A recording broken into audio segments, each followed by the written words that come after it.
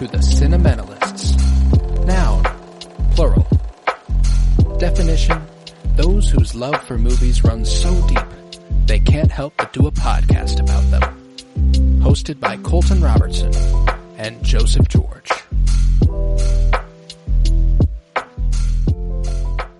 Hello everybody and welcome in to the Cinementalists. Today we continue our series of live commentaries on Star Wars, and this week brings us to the second installment in the franchise, The Empire Strikes Back. It was released on June 18th, 1980, with a screenplay by Lawrence Kasdan and Leigh Brackett, with a story by George Lucas, and directed by Irvin Kershner.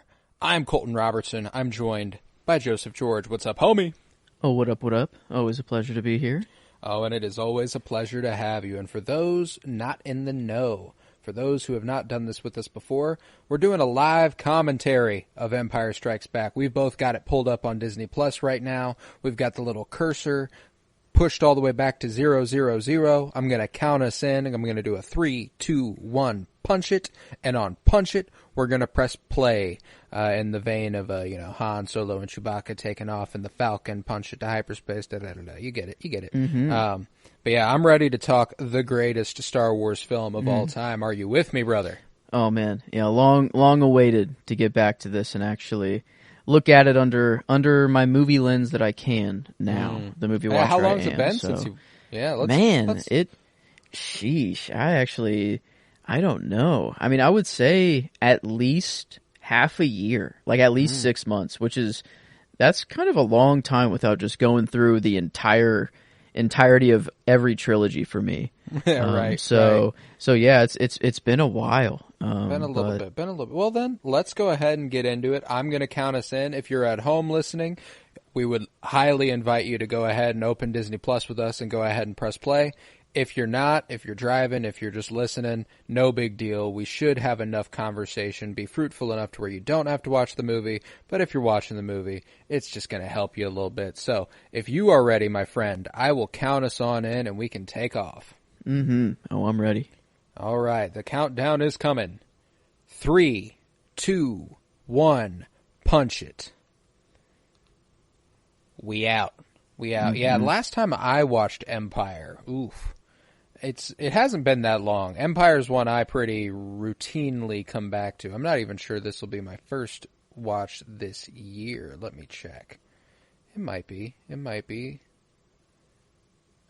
will be my first watch this year. I actually haven't watched this since September of 2023.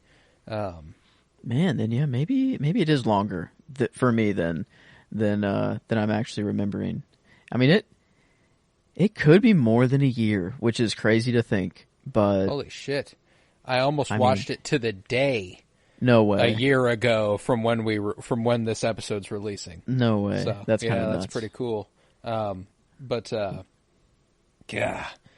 I've always loved the crawl for this one. Because after the end of the first one, where we're riding high, it's got to recontextualize things. It's got to get us back down to the dumps. The conflict has to reintegrate itself, and to know that after the Death Star's destruction, the Empire went hard. They went they tried to find anywhere they can rebels and signs of rebellion, and not just have a Vader. Yeah, sadly, it wasn't their only plan. It wasn't all the eggs they had in their basket. Right.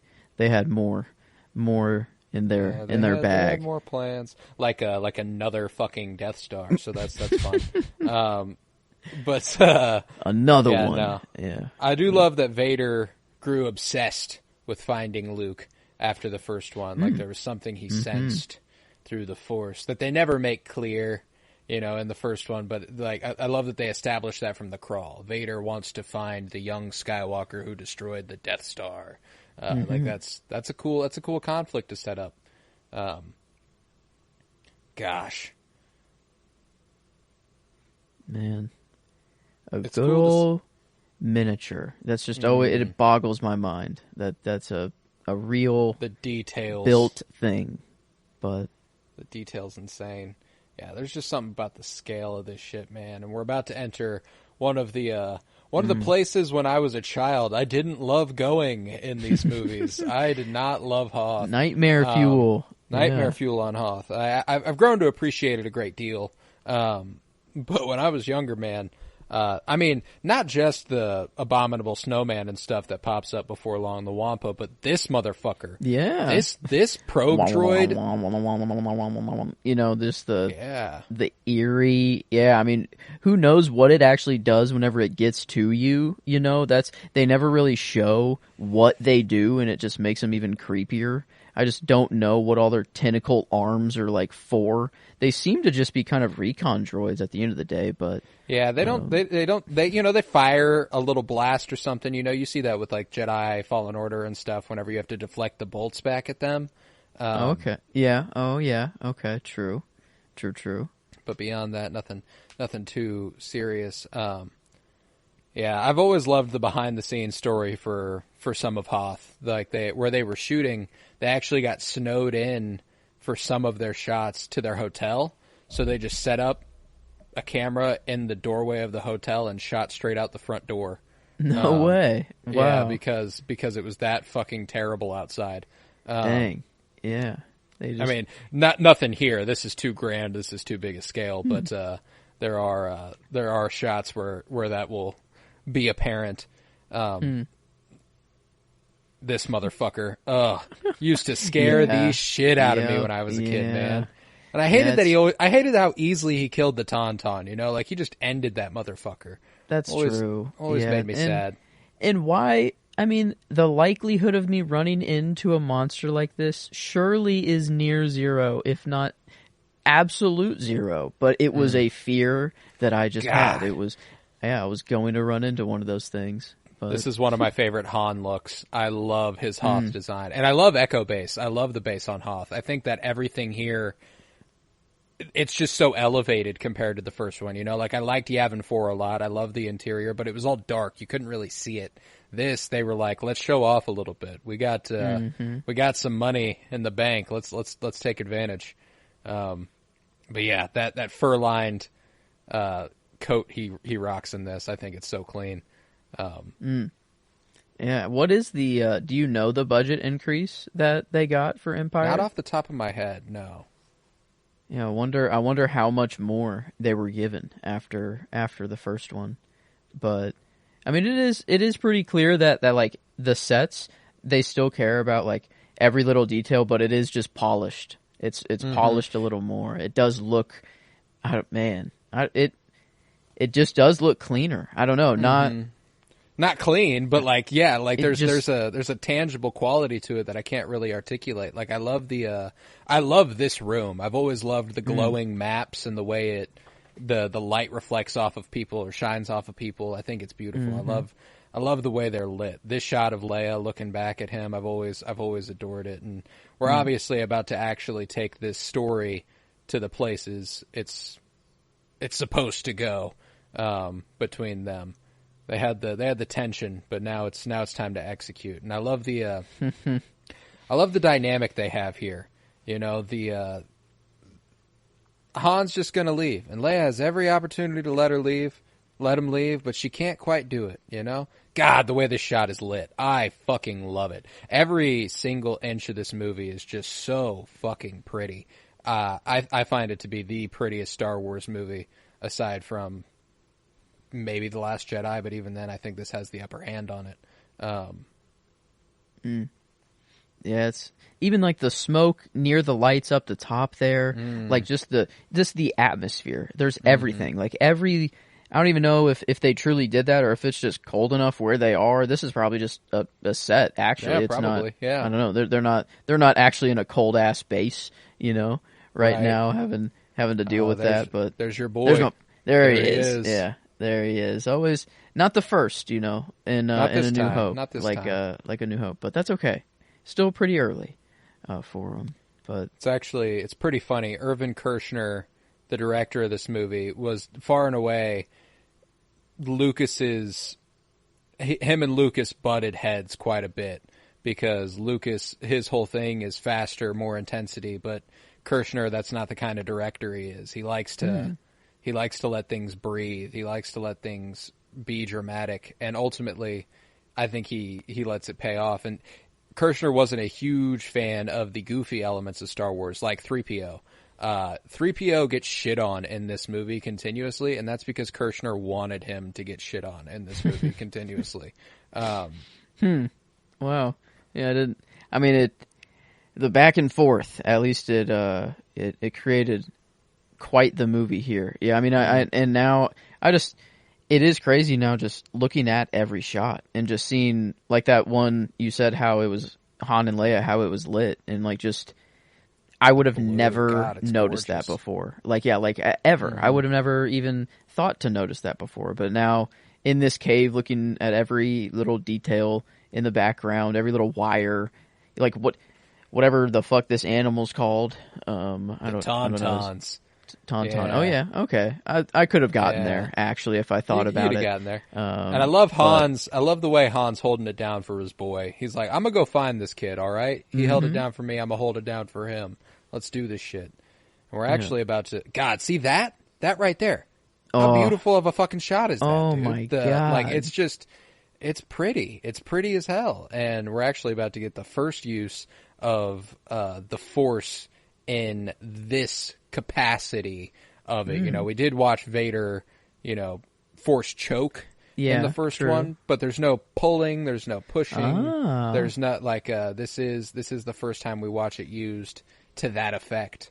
And I think it's always super exciting to watch him ignite that saber for the first time, and the grotesquerie of that thing chowing down on the Tauntauns. Yeah, absolute nightmare fuel. Just the worst. I mean, I had the toy as well of the monster, and I feel like it got a lot of abuse. Yeah, it got. I beat the shit out of the Wampa. Yeah, I had one of those things. Sorry to that toy. Got it shit but rocked, you kind of deserved it a little bit. You caused it a lot of grief. Yeah, that's Man, yeah, having to calm your mind to force pull a saber while that's walking towards you. That's that's. And the way he does the same thing with the saber, we see Obi-Wan do the first thing with the saber, sever the arm, and call it good. Okay, true. Wow, I never put that together before. Shots like these are the ones they shot straight out the front door. It's obviously been expanded quite a bit, but like the very bare bones of it. That was the kind of idea. Another interesting behind the scenes story is that in between movies, Mark Hamill got in a pretty nasty car accident. And it disfigured his face a little bit. He had to get a little facial reconstruction surgery. So they had to include something like the Wampa attacking him to justify why his face looks so different. Oh, wow. Dang, he needed if you've ever been watching these movies, if you've ever watched these movies and you've been like, why does Luke look so different? It's not just that he's getting older, it's that he literally needed to fix his face after a car accident. Yeah, he really needed the back to tank in real life. Exactly. Man. So like they got that scar on his face here in the same place where the scar on his face actually is. Oh, dang. Wow. Man, poor Mark Hamill. That's a... Yes, indeed. Glad he survived the crash, though. Only needed some surgery, but I didn't know that. Had no idea. Yeah, it's a dark period there, but they got to make Empire, and the screenplay was like, all right, well, let's figure out a reason why his face looks like that. Well, really sticks out to me in Return of the Jedi whenever he gets even older. I feel like he just looks so different than he did in A New Hope, even though they're only like 5 years apart in terms of filming. Oh, yeah. He just holds himself differently, too, in Jedi. Like, I feel like his face is so just like stoic. He's so confident at that point. But, man, yeah, I do. Hoth, it's one that I have clear memories of circling the AT-ATs with the cables and the Wampa and all these things. But man, a newfound appreciation. I've always loved the red lights sort of shining off of the hair on Leia there, and off of 3PO. No, Chewie waiting till the absolute last second to let it go. No, I love Chewie, man. That's my man. He's so down. Dang, man! But even they always hold it down. Just like all that oil or just grease or whatever the heck, just to weather all this stuff, just to make it seem used, and that's just. I don't know. I love that attention to detail. And this homie's got it rough right now. Bro's not doing good. Yes. Old Ben, Luke, go to Dagobah. Find Yoda. I love me some Alec Guinness. I'm glad he got to come back. I always I don't forget, but I always write him off as a role in Empire and Return of the Jedi, but quite clearly isn't. Yeah. He's just not actually there. I've always appreciated his presence, and I love that the stronger Luke grows with the Force, the more physical and interactive with the environment Obi-Wan becomes. Like there, he's just in the first one he was just a voice, and that he's barely a flickering image, and by a Jedi he's interacting with the environment and sitting next to him on logs and stuff. Yeah.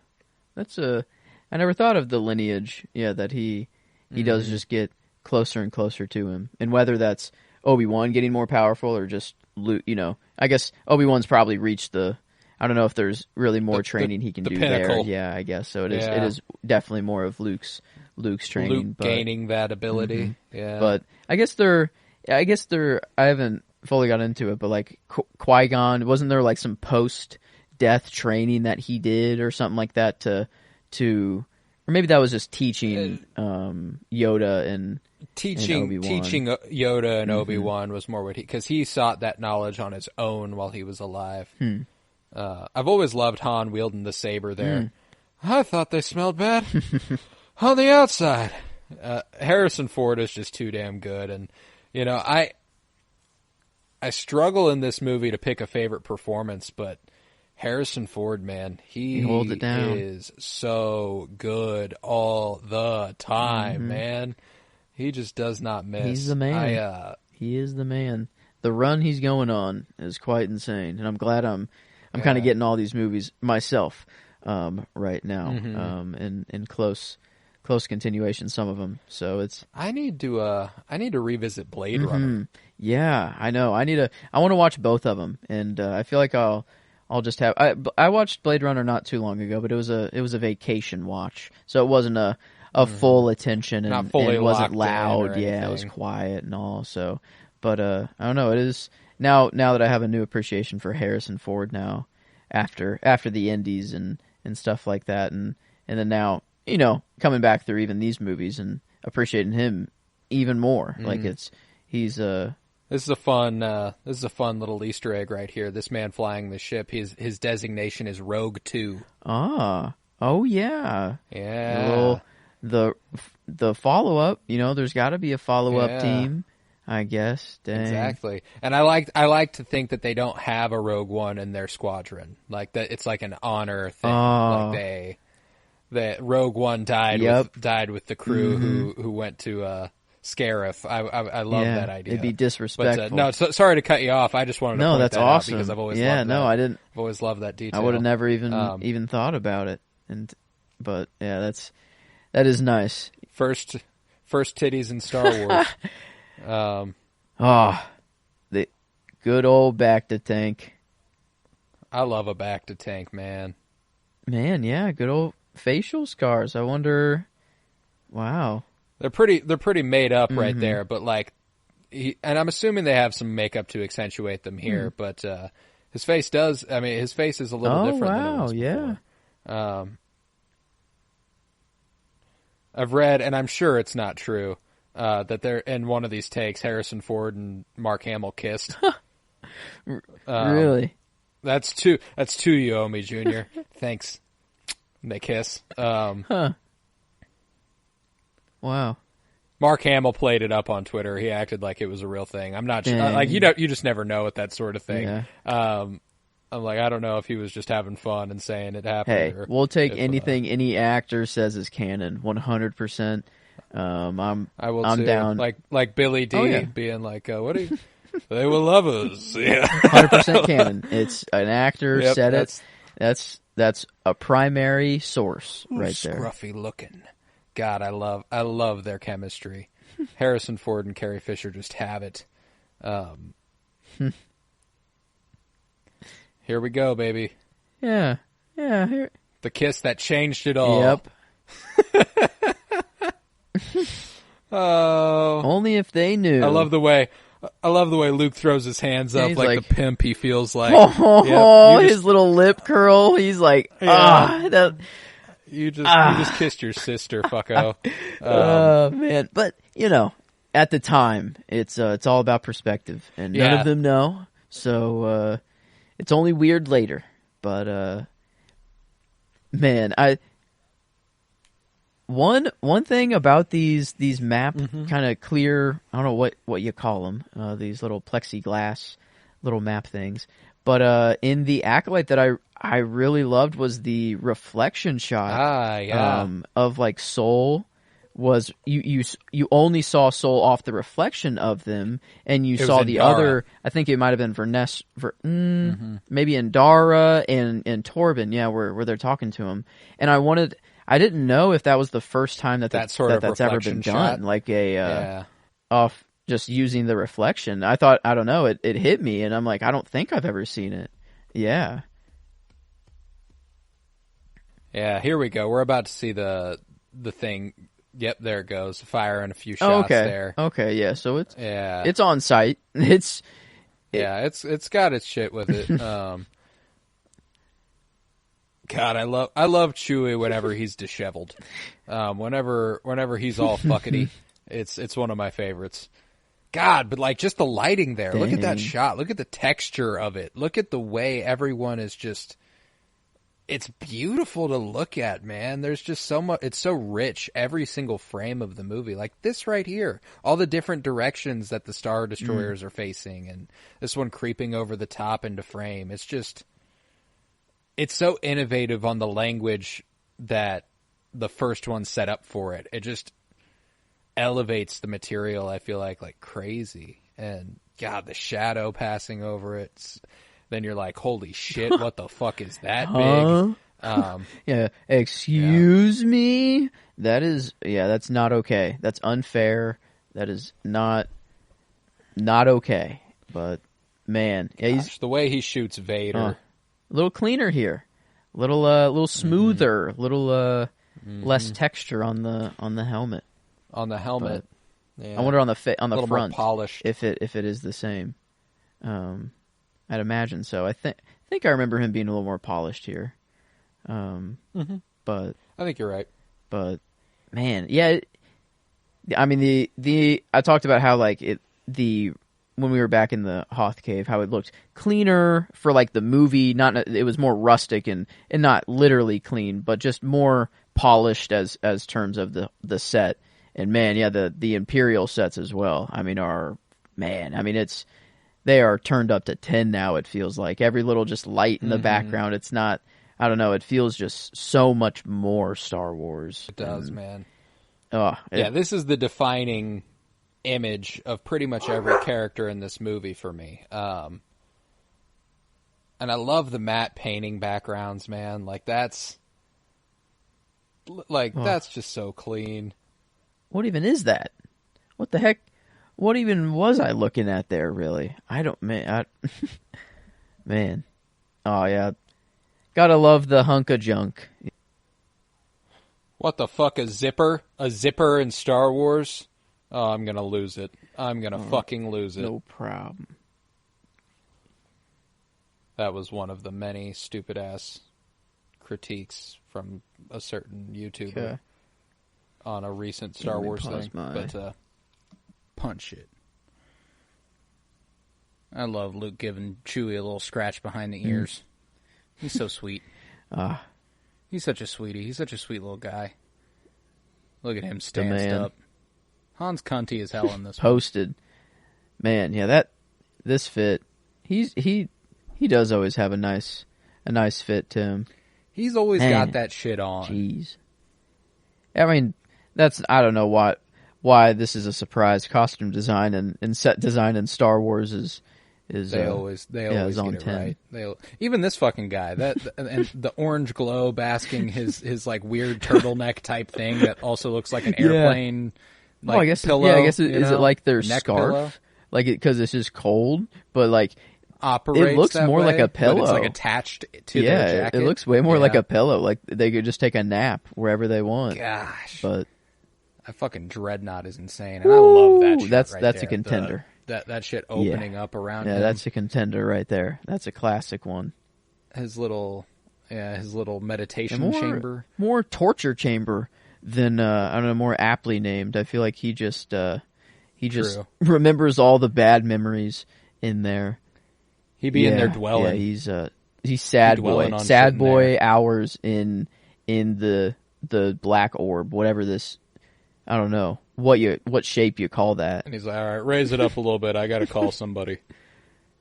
And I love the TV static, like anything else. Yep. Like, and across the galaxy, there's going to be TV static. We know what that is. Man, just a good old intergalactic FaceTime. Yeah, kind of cool to see that he has that ability through. Like, all he has to do is see him. It's not a proximity thing. I wonder if he was just thinking about somebody. Do you think if that FaceTime wasn't there, do you think like if he just thought super hard about that guy after the call, could he continue? No, that's a good question. I'm sure there are certain Force users who have abilities like that, but I don't know. Gosh, and here Leia leading the fucking charge. Love the way she stands out with that all white fit versus the orange flight suits. Man. Yeah, and her hair is always just so nice too. Always changing it up and having. That's a queen right there. Man. Good old preparing for battle. Never get tired of it. I'll never get tired of these sequences in Star Wars. The giant random fucking satellites and weapons we see everywhere. Man, just those clear maps. I mean, they don't look like they're really showing much, but goddamn, do they look so cool.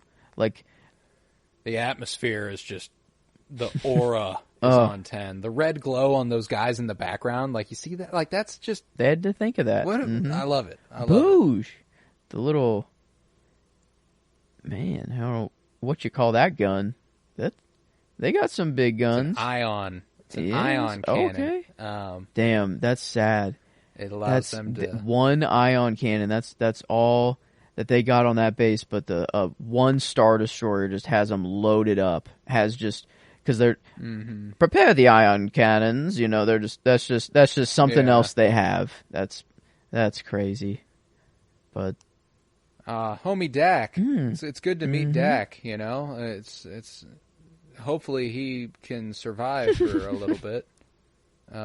Hopefully he makes it out of this conflict. I sure hope he does. Yeah. Everyone makes it out of this alive. There's no one that dies, right? No one dies in this movie. Nobody dies. That's not a thing.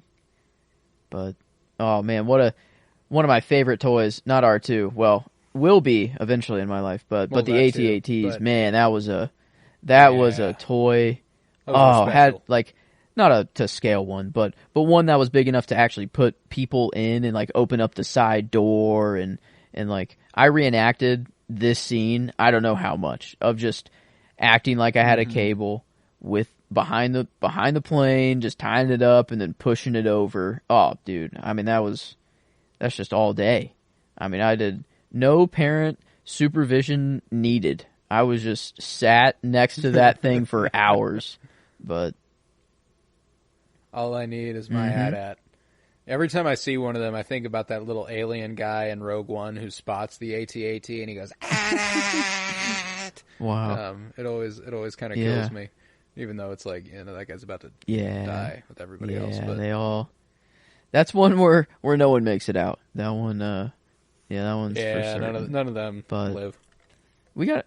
It's always an honor to see someone rejoin the Force. You know? Oh man, love the stop motion the mixture of everything going on here. Just the man.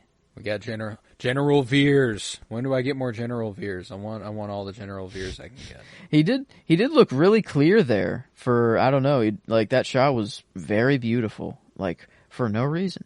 Maybe not Veers actually. Is that the Imperial guy who was in the AT-AT? Yeah, the Imperial with the weird ass helmet. Yeah, okay, then yeah. I don't know, he looked super clear there. I love me some General Veers for one pretty specific reason, and it's that he's played by the gentleman who plays. He's played by Julian Glover, the guy who plays Grand Maester Pycelle. Wait, what? Oh, wait. I think you've told me this before, but like I've now just seen it in the movie in context is crazy. That is. Yeah, like that's a much younger version of that man. Oh my God, Pycelle in the AT-AT. Who would have thought? Who'd have thunk it? Love me some Wedge Antilles too. He's kind of a glove shido. He's popped up in a little too much stuff to be a glove shido. Like he'll pop up in a few Rebels episodes.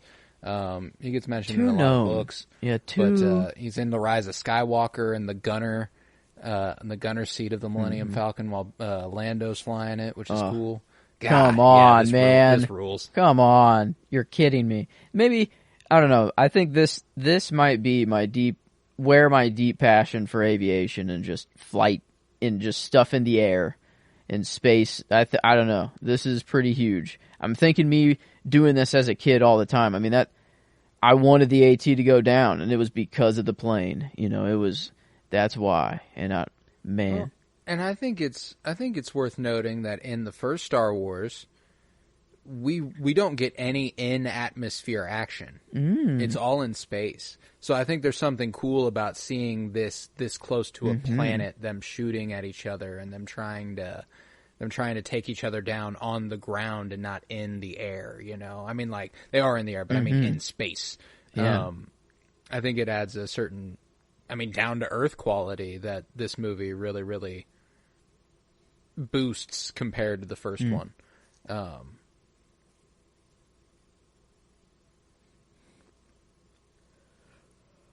The design of the AT-ATs are fucking insane. It's absolutely absurd. And the kinetic camera that follows the ships and it might have already happened, but there's like one random documentary zoom during one of these sequences where they're on the soldiers fighting, where like it feels like we are there. Oh, that snowtrooper! I've always fucking loved those that helmets design. are sick. Those helmets are so fucking cool. I always loved that little toy. I had one of those. Rogue Leader. There is no Rogue One, and Luke Skywalker is Rogue Leader. Isn't that cool? I need the Rogue Leader outfit. It's an outfit that I've wanted. I don't know. I want the whole flight suit. I want the helmet. I want the suit. I want the glove. Everything about it. And there's a few outfits I want to own in Star Wars. This is the flight suit I want, and then I haven't decided on the robes, but I know I want I do want one set of robes. Yeah, didn't make it out, homie. Dak's super dead back there. He's actually been dead for a little bit. Yeah, that's in the true. Back there. Yeah, his head was just hanging in the background while Luke was trying. But Jedi robes. Those are I could take or leave Jedi. We got to robes. bring them back. We why is it unacceptable to wear robes in public and look like a Jedi? Why is that weird? It should be acceptable to wear capes and look cool wherever you go and not seem weird. But I like the High Republic era robes that are more ornate. I do not like, I like the prequel era Jedi robes. They're fine. It's just always been such a funny detail to me that became the look for the Jedi, because what Obi-Wan is wearing is desert garb. It's what people on Tatooine wear. And it became what the Jedi wear because Obi-Wan wore it. And I think that's kind of funny. Dang, they were just like, well, got to go off the legend. You know what? Just gotta. He set a true trendsetter, and it becomes even funnier to know that like Obi-Wan went to Tatooine and he didn't have to change his wardrobe at all. You know, like that's what people there already wore. There was not much he had to do to blend in. Yeah. God, this always rules. The fucking yoink. Oh, that'd be so much fun. Oh, it would, dude. This was always one of the things when I was younger that I wanted to do. I was like, some point this is going to be a useful skill I'll need. I will need. At some point, I'm going to climb up an AT-AT, throw a grenade in, destroy it from the inside out, God. And kaboosh. Gotta love it. It just looks so good. How do you do that? That's just so. I love it, man. I love it so much. Eesh.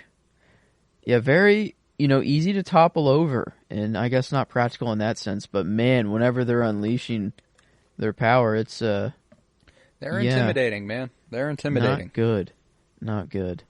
Man, how do you think of that? They're just like, well, let's just make a deer. I don't know, like, that. It kind of, that's the animal I always get, is just a deer for some reason. It just... Like, what? It doesn't really look... Maybe a bull, I guess, and the horn... Maybe the little lasers, or maybe it's closer to a bull. Well, that's why, like... The AT-AT has a certain classicness to it. Whenever... I mean, like, we've already kind of set up a general schedule for when we're going to cover our other live commentary series of the other trilogies. But, like, when it comes to The Last Jedi, I think they knocked the AT-AT design out of the park. Because they're like the gorilla walkers. They're like knuckles bend down at the bottom. And it that looks fucking clean. You know what I'm saying? And but that's not to dismiss the AT-AT in any capacity. But I like that one just evokes a much clearer animal, Yeah, these... See, there's C-3PO getting shit on again. Come on. However briefly. Golden Man, rod. how do you get a shot like that? Like, that's... To be able to pull back and get that scale and have it look seamless with everything that's real versus not, and there he is. God damn, that blue glow coming in from the left and the troopers following in tow. It just looks so fucking pretty at all turns. And the Millennium Falcon seems bigger. Yeah. Oh, yeah. Man, it really does. Like, it is... We're in there. Like it. All the lights coming on in the cockpit will always get me going. To connect it to The Last Jedi again, that's probably my favorite shot in The Last Jedi is when Luke walks in and turns on the lights in the cockpit of the Falcon. The aura that the Falcon gives off is Lando. It all comes back to Lando. The taste that Lando had, he had the taste. And Han, I mean, they were lovers, so they understand each other. They understand each other's tastes. Luke just walking away always kind of fucking kills me. His little waddle. He's like, I've got things to do. All right, I'm gonna. Yeah, I got a weird vision that I don't really know if it's to be believed or not. R2, let's load up. Got to go to Dagobah. I don't know. Maybe I was just seeing shit. I mean, it was terribly cold. I nearly died, but I got to take a shot, See, that's why Luke's faith is different than mine. I'd have been like, well, yeah, I was clearly seeing things. Nope. I'd go too logical with it. Instantly got in a ship. First thing you could do. Nope. Straight to Dagobah. Let's go see that green old dude. But man, well, he doesn't know, I guess. Not the green old dude, but good old Ben does. Man, what a sad. He's been out here, just in depresso mode, just living out his days,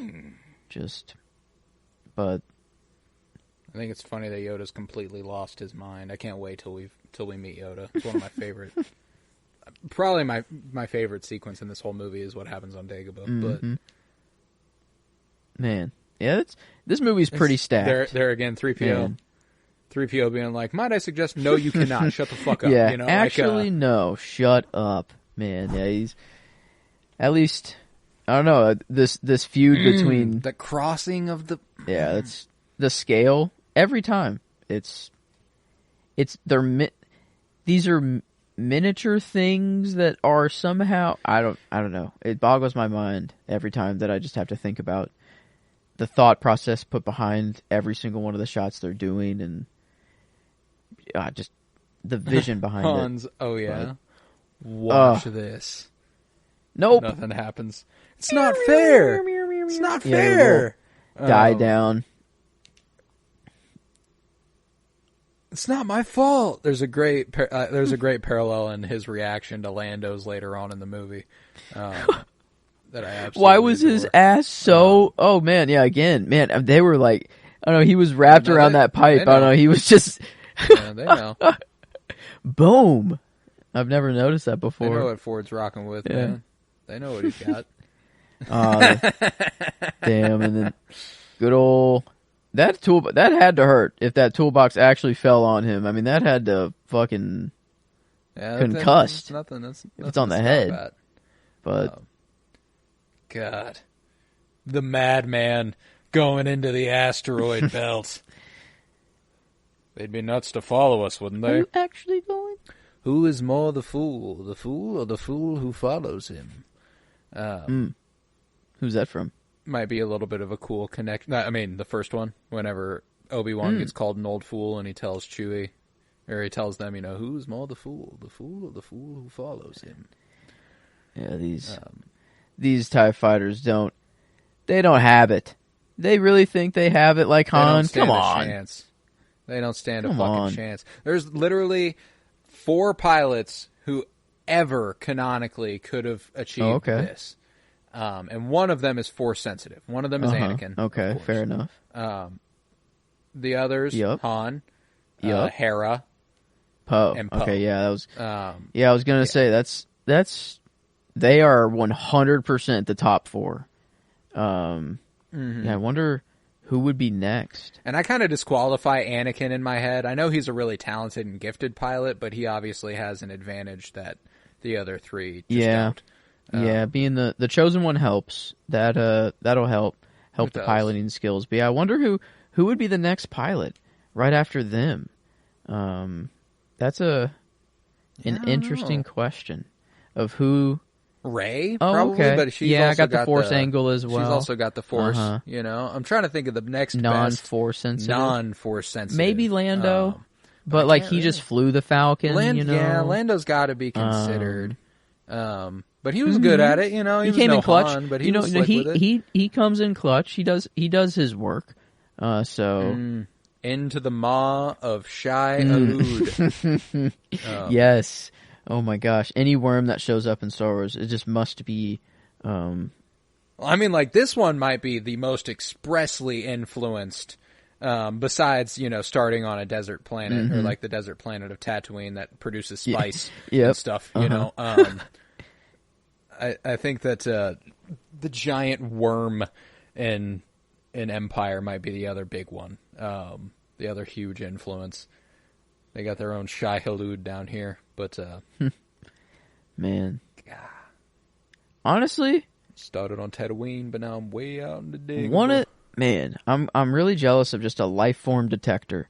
That thing was able to detect that. I mean, something's alive down there. Is it detecting just the nature, or all the animals aren't detected, but it's just detecting Yoda, or all the animals give it something too? I'm pretty sure even plant life gives a reading. It does. Like, I think there are different levels to it. There's a ton of creatures, as we know, like those right there, and we see the whatever is in the water that takes R2 eventually. But I would like to know the specifics. I wonder if there's different readings for different beings. Like there is a plant level and an animal / other life form level. Yeah. Because I don't think they can distinct between like humans or anything. Yeah. I feel like they do say sometimes like tune the life form, like tune the analyzer to, or something like that. Like and maybe it is just like a plant versus versus animal kind of thing. But man, yeah, I've always Dagobah is pretty awesome. It is going to be tough to not pick something from this as a favorite. Well, and there's something that I want to point out here that he gets plenty of love for it, but I want to give him more. Is that Mark Hamill might have had the toughest job he has across the entire saga in this movie.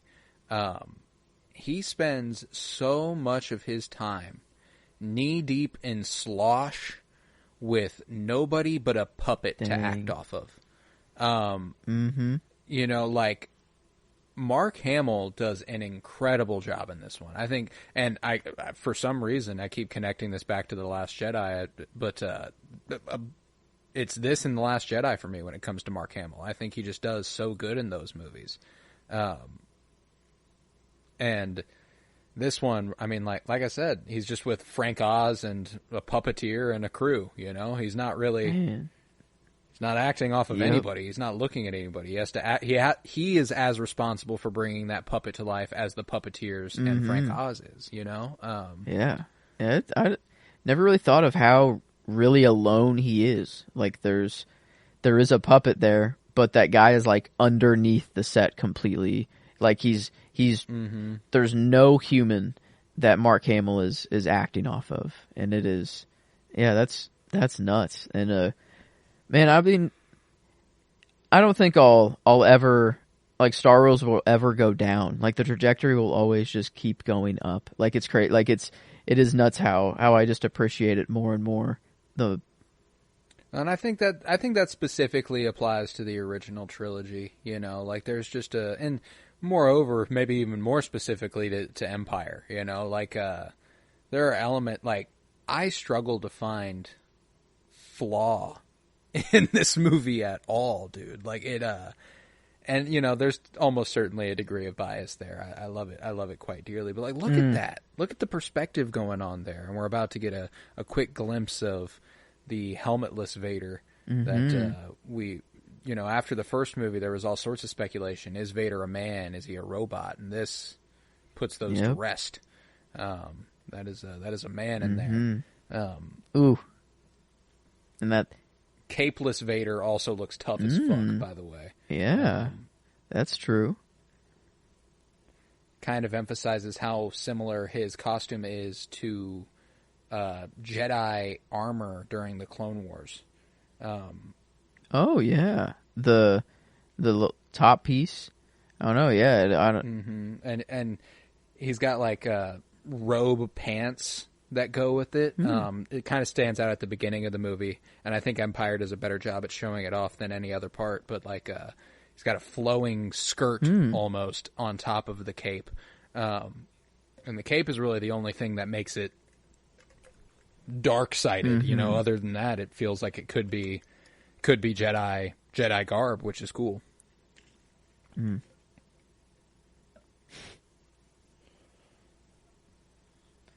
Yeah, 3PO really is getting shit on this whole time. You're right. Oh, the entire time. And this is one of my favorite moments between Han and Leia. This, don't get too excited. I don't have time for anything else. Like, that's just so smooth. The smile he gives him and her being like, yeah, I kind of set myself up for that one. Fuck. Yeah. it's so cute, man. I love them. I do. And I think it's funny that they both so obviously feel for each other and cannot let themselves admit it. And Han can a little bit more than she can, you know, like, and that's rare, you know. It feels like Han, you know, I think that's why Solo, I appreciate that movie so much, is that it kind of recontextualizes him as a bit of a hopeless romantic, and, you know, it makes him a cynic a bit, but there's a part of him that will always be like that, and I think it comes through in this movie particularly. Come on, man. It's just Come gorgeous, on. man. Whoever is making those decisions, you know, like, that's director? Is that cinematographer? Director, cinematographer, like, it's a little bit of everything, you know, like, it's a collaborative medium there. Thank you, whoever. Like, whoever made that decision for that lamp right there, thank you. Like, that's, goddamn. Yeah, this, Well, I mean, like, movies just don't look like this anymore. You know what I'm saying? And I know that's just a tired take. People have heard it everywhere. But there's a reason I say it, man. It's just like, I can't point to not even other Star Wars movies look like this. You know, like The Last Jedi, I think it's the second best looking Star Wars movie, and it doesn't look anywhere near as good as this one. It's like, even though you can, there he is, and like even though you can clearly tell, like, he is a puppet. It's tangible. I so much prefer this Yoda over prequel Yoda, over the CGI Yoda, and it's just it's because it's real, and it's because Luke is really looking at the puppet. Like, even though it isn't a real thing, it is a real thing, I guess, that Luke is looking at, but it's not a real life form. Is, I guess, what I was trying to get at. But I mean, it's he's just a little crazy. He's a little cuckoo. Mine. Yeah, no, I fucking love this characterization of Yoda, especially since, like, what we know him as, it's abundantly clear that he's not just fucking with Luke. He's actually lost it a little bit. You know what I'm saying? Like, he is a completely different person than he than he was before. I think he's just such a funny fucking presence in this movie. But then there is a point whenever he locks the fuck in eventually, and he convenes with Ben, you know, and he's like, the boy is not ready. And you realize, like, it has been a little bit of an act to try and, you know, kind of evoke Luke's worst tendencies to try to see if he can control them.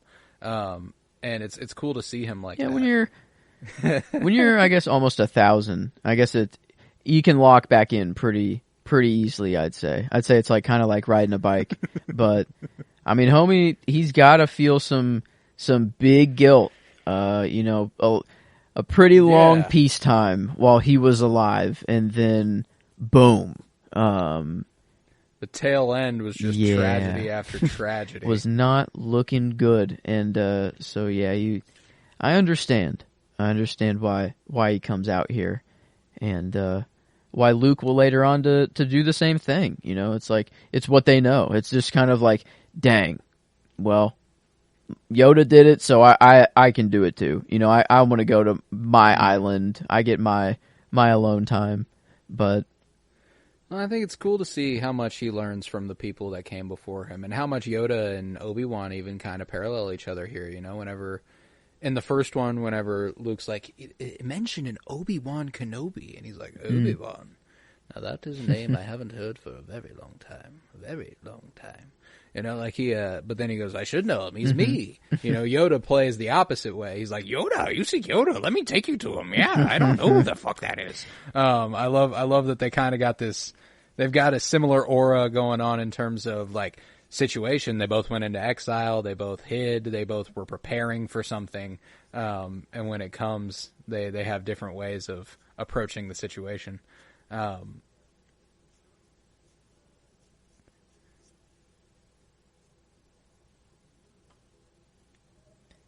Always repairing the ship. I don't know. Always. You got, like, the Falcon is always falling apart. There has never been a point in the saga where I feel like there's not a single place this ship appears in that it doesn't need to be fixed, in some capacity. Man, but you gotta. Hey, your warship. Yeah, I wonder all the names he calls her. Just, I want to know how many different ones there are. Your worshipfulness. Sometimes he asks, he adds a fullness on the end of that warship. Sorry if you can hear my dog breathing right here. He's like right next. Oh, he just licked my ear. Oh man, scoundrel. Yeah, he's got game, man. He's got the fucking Mac on him, dude.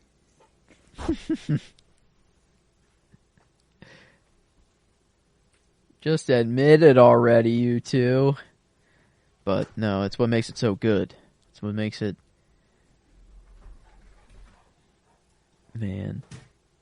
The slow inch. Just... There it is. It's arrived. God damn it, 3PO. See, like, that's how you know they fucking hate him. Like, they're like, you know what, 3PO would cock block Han. Yeah. Yeah. Oh, he's pissed. He thought about throwing 3PO out the airlock right there. That was 3PO almost died. Like, how to fucking right here. kill you, you piece of shit. Yeah.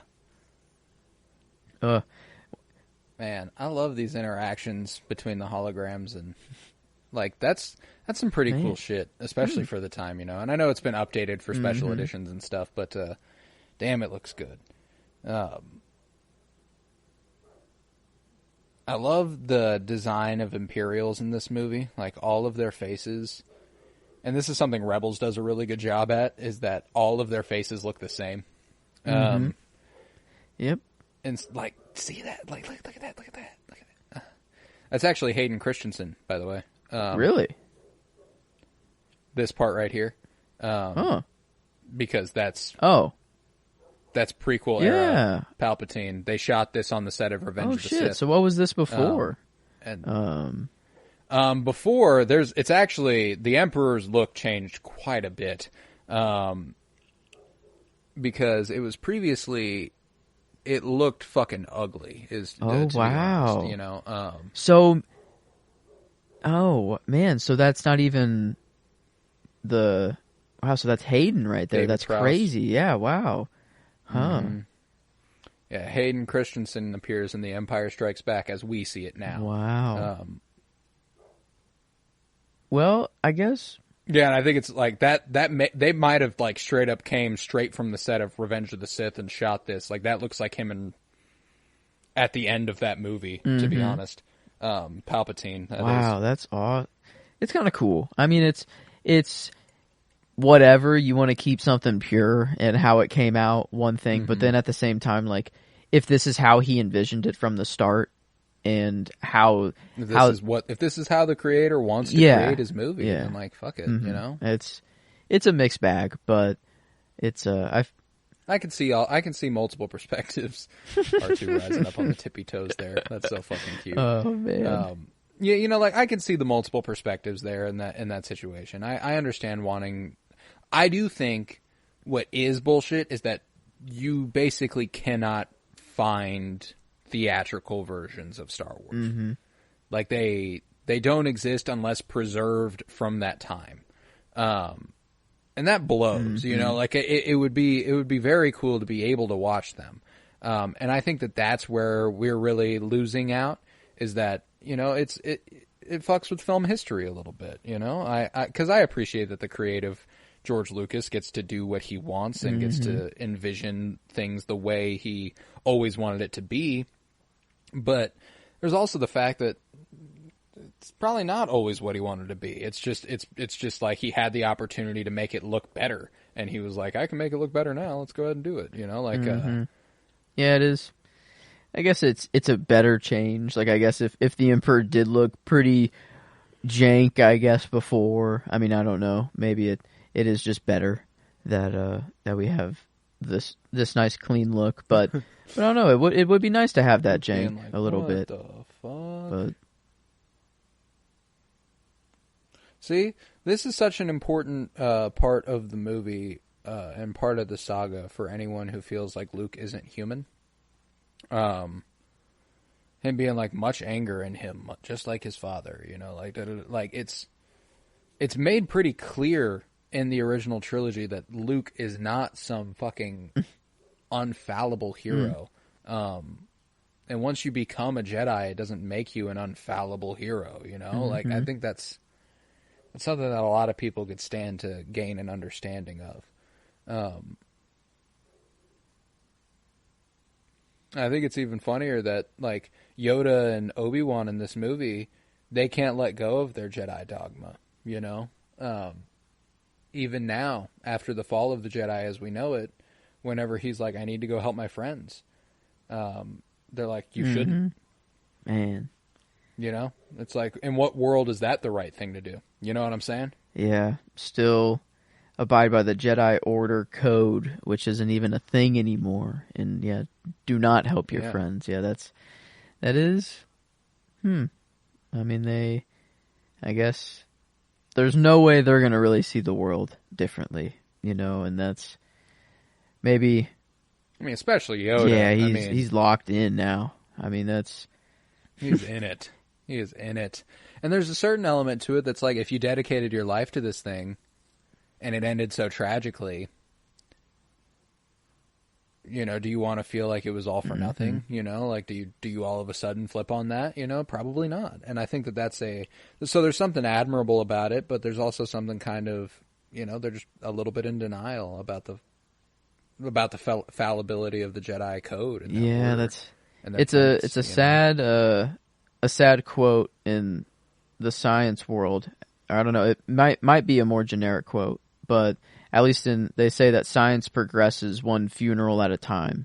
That there's a lot of people that are so hard pressed on their theories that they'll do anything to keep them proven, but anything to say otherwise is wrong. But then when they die, it's a lot easier to be like, well, it's not really accepted anymore, or whatever, and challenge new ideas, stuff like that. But it's kind of a little bit the same with the Jedi, is that like it's their code is the same, I guess, throughout the whole thing, but obviously ideals and stuff change throughout as the galaxy and the universe changes and stuff, and you just need the new mindsets to come in. But I guess Yoda is a pretty constant one, though. There's no rotation with him. He's just there the whole time. But and I think it's that's why when it comes to the conversations about the Jedi, I think it's really important to understand that, when it came to the Acolyte, there was so much surrounding the discussion that was like, Jedi bad. Like, people are like, well, they're making the Jedi bad. No, they're not. They're making them people. Like, they are not unstoppable heroes. That's something George Lucas wanted to make clear, was that they are not superheroes. They are people who follow a religion, and it became entrenched in government and this dogma, and that's what happens, Yeah, we are also seeing a very small portion of this. We're only seeing them at their, like, when they're doing their best. Like, we haven't really been given the chance to see them do things that would be bad. I mean, the movies were I feel like just a lot simpler. It was just, we were functioning off, they are good, and it's just good and evil. And it was good guys and bad guys. And the mythology wasn't really concerned with that. With the gray areas or anything, like it's a willingness to change, and evolve and accept change in your stories. I think things grow. This franchise has grown to a point where, like, stuff being black and white, good and evil, like, I'll take it. I love those stories. But, like, there's more stories to tell, and I think that's just something people got to accept. I don't want the same shit over and over, But I've always loved this sequence where they are literally inside the giant worm at this point. We saw the Minox a little bit ago, which we can now connect back to Mandalorian. Those are what tear up Grief Karga. Oh. Wow. Yeah, that's not fun. Yeah, those things suck. Shia-Lu. But I guess we get Baby Yoda or Grogu healing for the first time because of those things. So that's one positive that comes from them. But beautiful, beautiful. Dang, homie, training. Looks like a fucking painting. Yeah, it does, dude. Is it? In the very, very back? Some of it almost certainly is, but not all of it. I love the, like, spider-esque trees. It was originally conceptualized. They couldn't make this happen, that those were living beings. Whoa. And that they planted themselves in the ground and died there and became trees. Okay, that's nuts. Yeah, I need to take a look at the concept art. Because that's something Concept art is fucking I've awesome, never dude. looked at Ralph it. McQuarrie, like, the work he did for these, unbelievable. It's not my favorite scene. Hard to not go with stuff on Dagobah, though. Like, Yoda Yoda really teaching him the things Obi-Wan never got the chance to. You know, like Obi-Wan was the one who introduced him, but Yoda was more Luke's master than Obi-Wan ever was, and I think that that's kind of a cool touch. Yeah, you got the best of both worlds. You know, he's just kind of getting no one official master, but if you had to choose one, it's probably Yoda. That's yeah. Probably Yoda. I mean, literal training. I mean, they're going through it right now. So, and got it. My man's there to see it all. You know, he is. R2 witness me. Man. Yeah, I know. I saw something the other day pop up where it was like, all of Star Wars is told from R2-D2's perspective, years or centuries down the line. But how would he know what was going on with Han and Leia and all this stuff while he's on Dagobah? Right. It's like, you know, I like R2, and I would. That's where 3PO yeah, is. I would like to think that every single thing in Star Wars could be told from his point of view, but no, it can't, and that's okay. There was that quintessential line where Luke asks what's in the cave, and Yoda says, "Only what you take with you." I love that. I love that sentiment on dark side energy. Good old Chimere putting the helmet on. That's all you take with you. Only what you take Man, with that's you. Yeah. ooh, man, it's so. God, this mythology is just so cool. It'll never get old. It will never get old. It will always deeply satisfy me. Always. Lizard. Yeah, that's just a normal Earth animal there. Looks like. Yeah, there was a snake a second ago, slithering through the trees. You know, like it's funny to see like normal ass animals. But yeah, like this is another, like there's another one right there. But yeah, it's there. This movie is just so loaded with perfect scenes. There's, I don't know how to decide. I do. I know what my favorite scene is. I'm gonna stand by it, but like I'm hard pressed to not go with this. You know, the vision, the walking into the cave and seeing himself as Vader. Yeah, seeing the potentiality of what he could become. Another nightmare fuel. I don't know. I always Darth Vader was already inherently scary, but then just in a hallway, in a like a confined space, nowhere to go, he's there. That's scary. I don't know, not.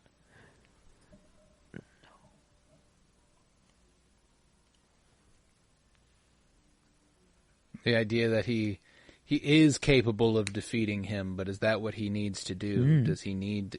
If he does it, what does he become? You know. The little burst of flame here whenever it pops open. Man, that'd be a scary sight. God, I love a vision sequence, man. I love a vision sequence. It's always so fucking fun. I feel like we're sold too short on vision sequences in Star Wars. I need more of those, you know? I was obsessed. The Acolyte's given us a couple.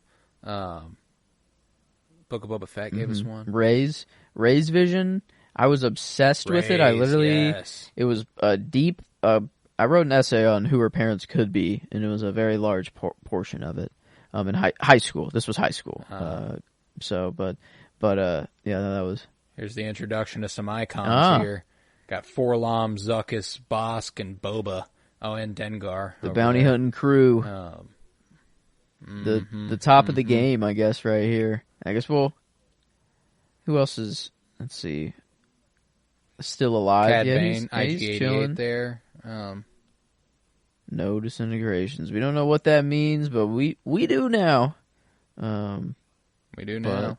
But it's just such a cool, like, another cool little world-building thing where they're like, you know, like, if you're going to establish something that is possible in the universe, but you're not allowing it, that's cool. You know, like, no disintegrations. You're like, that guy can disintegrate people? That's you know, an like, option? That's fucking cool. That's a great idea. To be like, they know they can't make that happen on screen, but they can, they can be like, we can act like it's a possibility. And I think that that's fucking cool. It's just such a fun, creative choice. It's not my fault. I'm pretty sure Lando says the exact same thing later on whenever they're leaving Cloud City. It's like, it's not my fault. It's not my fault.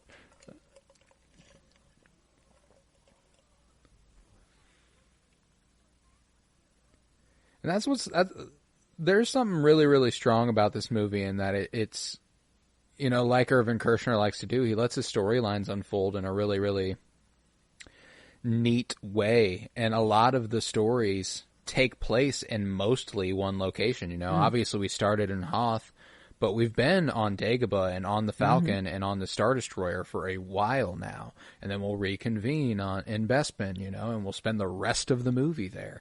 And I think that that's something that the first one, it was really jumpy, We're Tatooine and Star Destroyer and Death Star and the Falcon and a lot of locations, a lot of world building it has to do, and I feel like this one gets to live in the world a little bit, and I think that that's again one of my favorite shots here. Ooh, classic. Yeah, this iconic shit.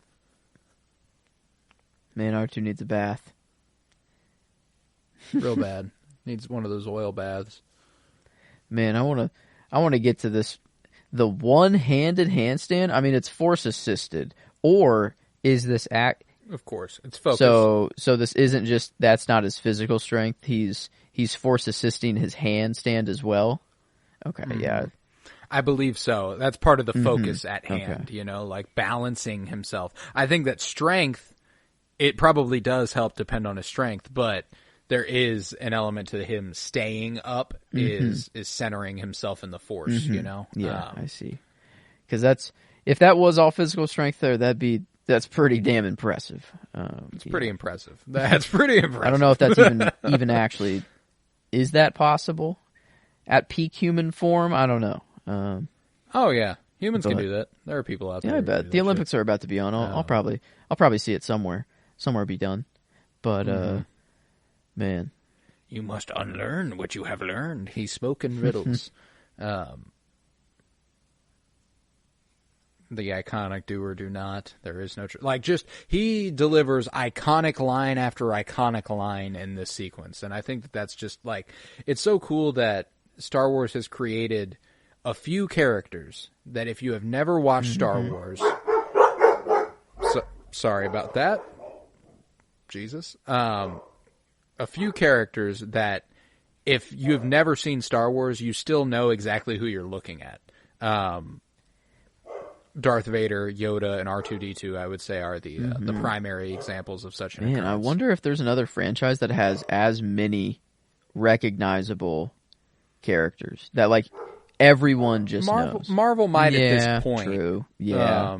Because of its billion-dollar run where it just made movie after movie.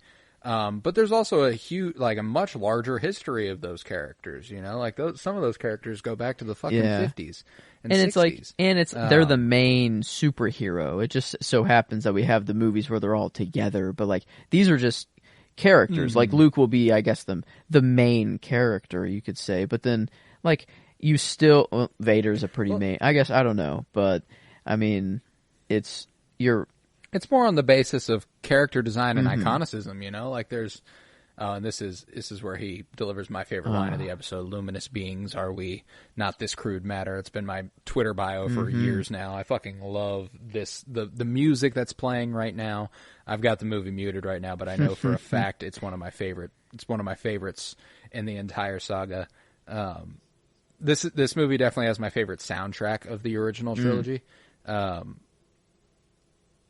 Just so beautiful. I love Leia's theme, and I love the Imperial March is technically introduced in this movie. Oh wow!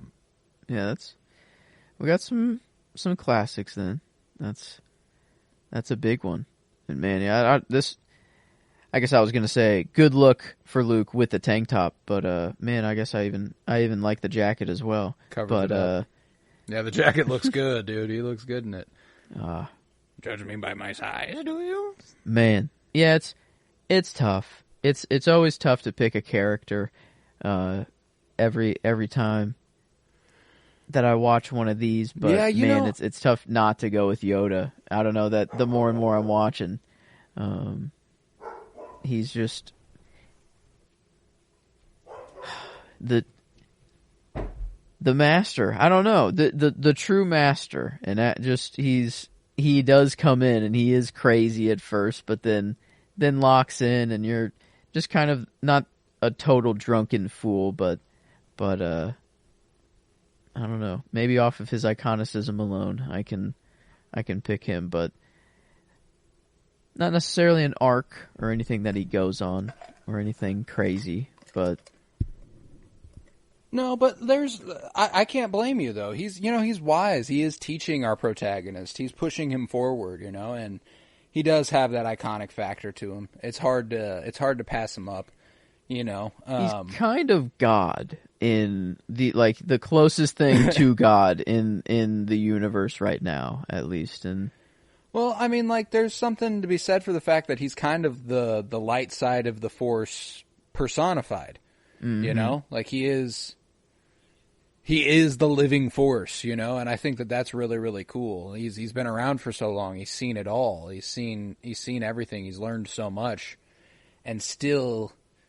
You could make an argument that the longer you live, the more likely it would be that you fall to the fucking dark side. And it's cool that he undefeated. He never does. Yeah, never fell. He is.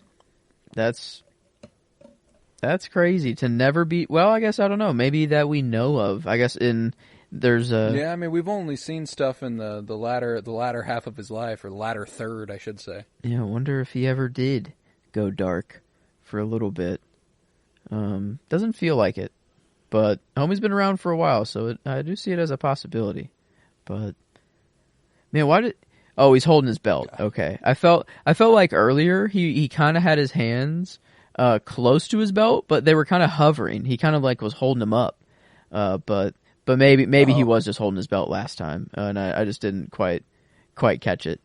But yeah, good old Han Strat. Hide in plain sight. I love it. And I love that they're just like, yeah, let's just eject all of our fucking trash into space. I mean, it's something the Empire would do. So it fits. Mm-hmm. I mean, it's perfect. Some people could say it's lazy writing or something, that no way you could do that. It would be how could you travel in space? But no, the Empire, they would do this. That is 100% in their I was going to say their character, but the Empire's not really a. Look at that Dutch angle. Ooh, side. Yeah. 3PO in the corner with that stare, just freaking beaming. But bro's conked the fuck out. That blue light on Han, or that gorgeous. Man. Lando. We're about to meet Billy D, baby. I love me some Billy D.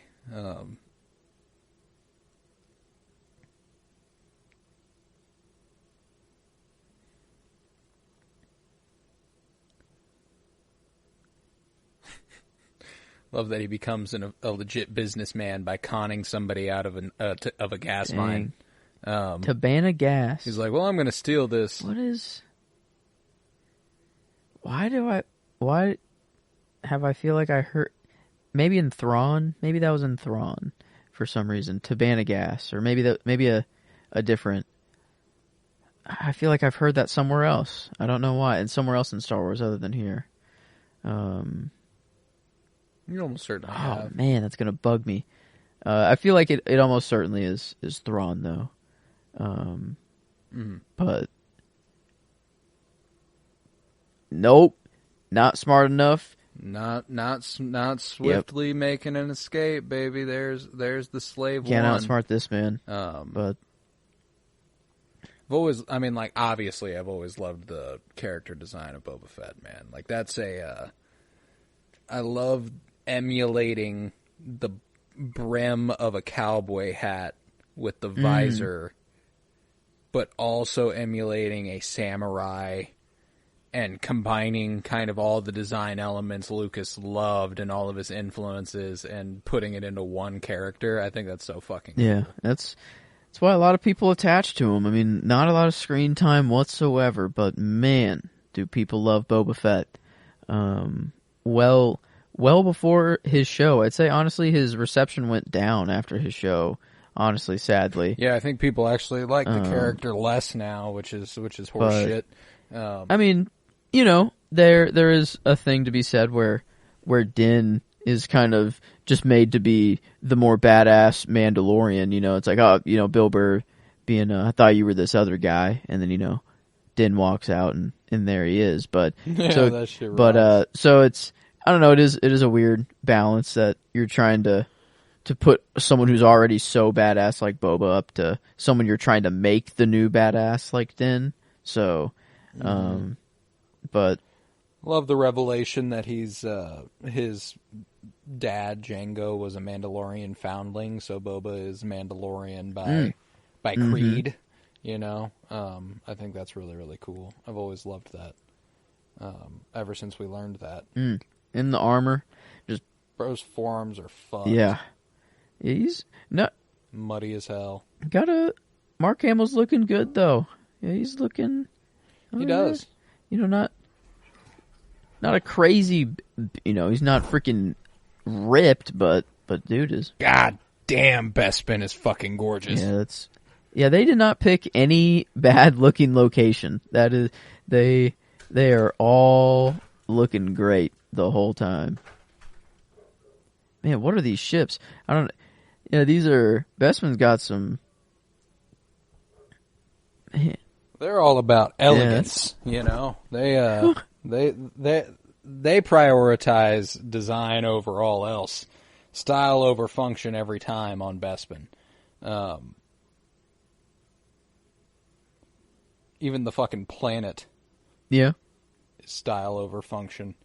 Yeah, it can't be very practical to be up in the sky all the time, you know.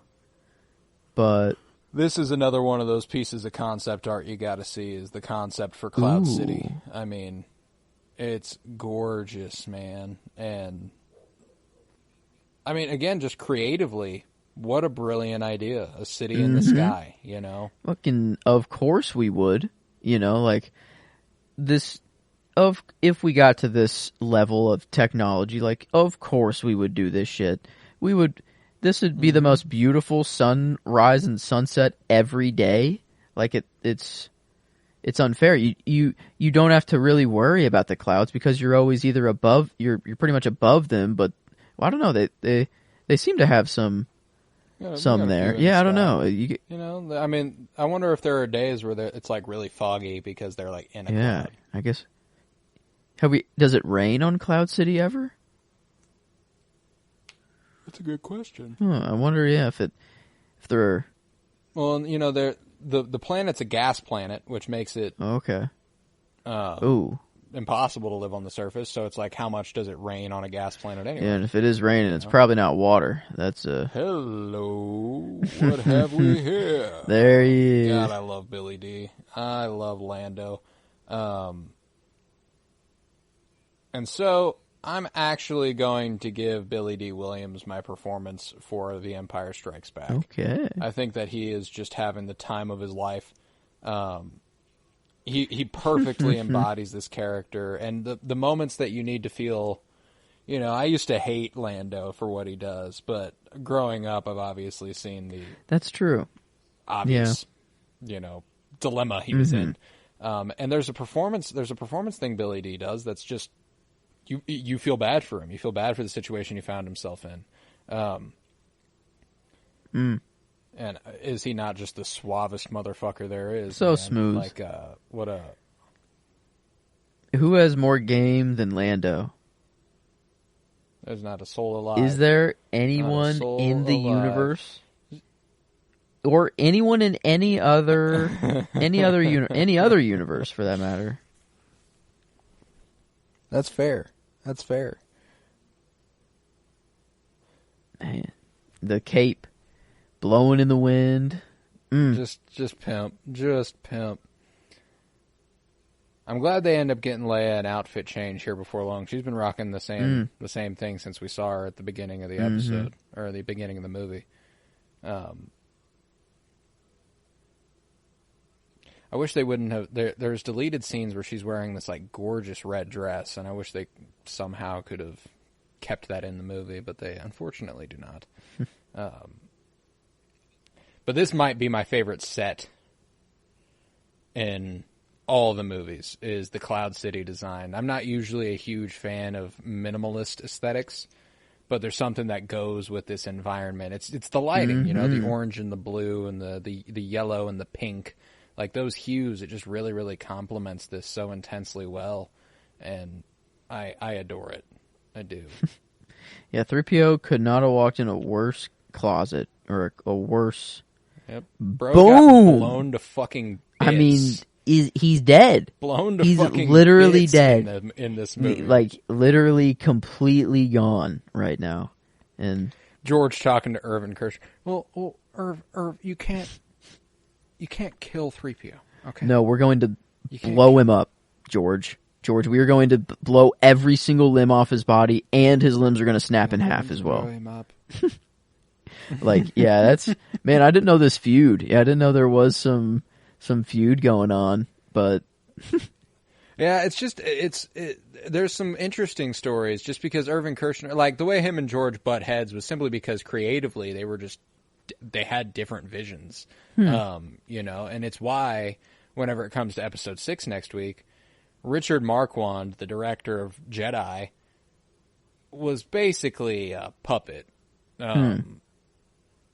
Lucas basically directed that movie, and Marquand got the director's credit on it. He basically did. He did whatever Lucas wanted, and Kershner pushed back at him when he saw fit. Which is why I think you would argue Empire ends up being the best Star Wars movie, because while Lucas has a really great creative mind, I don't think he's a particularly talented director.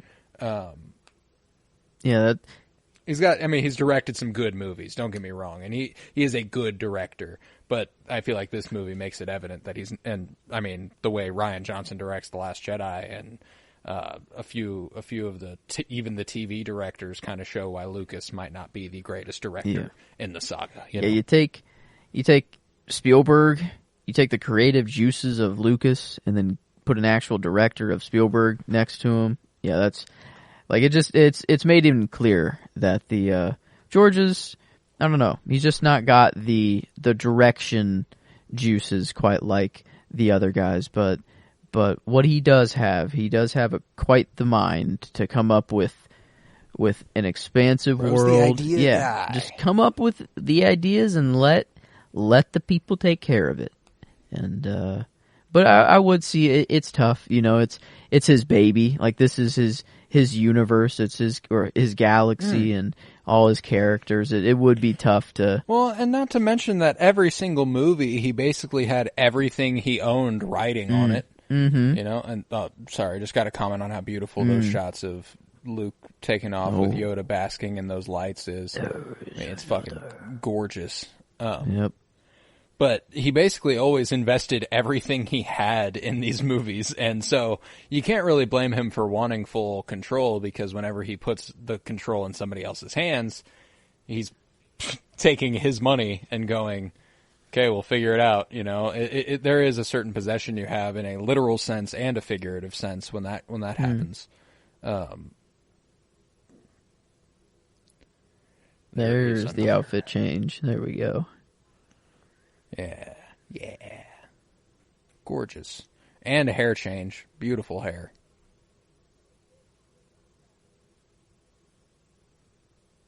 I love that they're like fully in it now. They're kissing each other and stuff. Like, it's not even really thinking about it. Just came naturally. The way they are lit, man. It's almost like a cheesy romance film when they're on screen during this part, when the way the light kind of washes them out at points. It's like they're the only person in the world. It's that eye contact too. I don't know, they're looking each other directly in the eyes, and that Chewbacca saving 3PO from dying. The Ugnaughts. Yeah, They have spoken. C-3PO literally about to get the equivalent of cremated. Melted. Yeah, like he just about to die for good, but in a box. And soon in a little net on the back of Chewbacca. But, man, yeah, that's... I guess wanted to take it out on 3PO. Just take out all the frustration out on 3PO this movie, but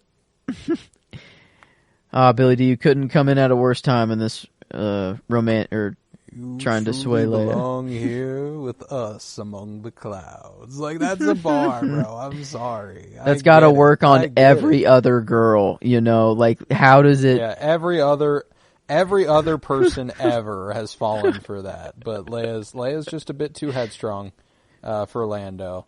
And I mean that in the best possible way. Affectionately, I should say. Man. But... man, if like the little lamps in the background and the doorways and the ornate carvings into the wall, like I love the set.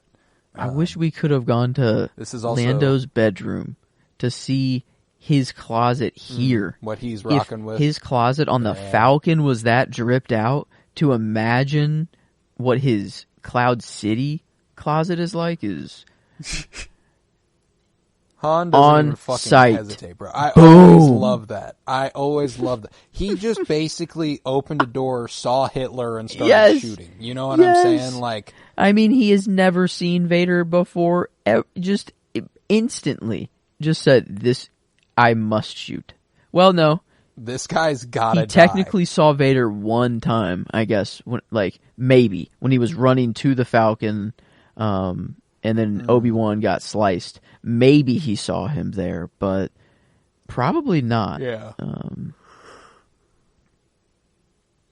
If not, he's heard about him plenty from Luke and Leia. That's true. Look out for the guy in all black. He's very, very evil, very, very... You'll know him. You'll know him when you see him.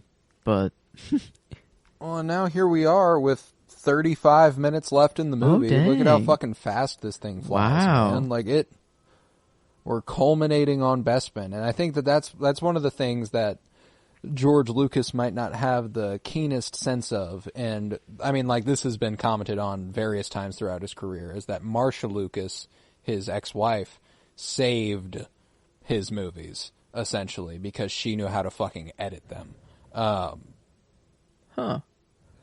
And George always had the idea that I need it faster, I need it more intense, but he didn't know how to edit it properly that way. He just shot scenes like that and then cut it together however he saw fit. This is proof that you can let things breathe, you can let them drag a little bit, you can take your time, but the way you edit it is what makes the pace, you know? Like, it's... Come on, Chewie. On backwards, though. That's okay. You gotta give him I guess 3PO, man, no matter what, it's gonna go worse for him. It goes bad for 3PO in this movie at every single turn. I mean, obviously his life got saved, which is good. He did have to blow up first, however. Spontaneous, pretty out of nowhere as well, just boosh. But, yeah, that's... the torture. No. Where does that one tube go? You see that tube, or what is that? What, does that insert somewhere, or is that just rest on the... Oh, I sure hope not. I sure hope not. But... Jabba, why the heck does he want Ezra? That's weird. But...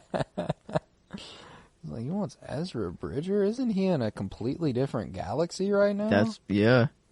Homie dipped out.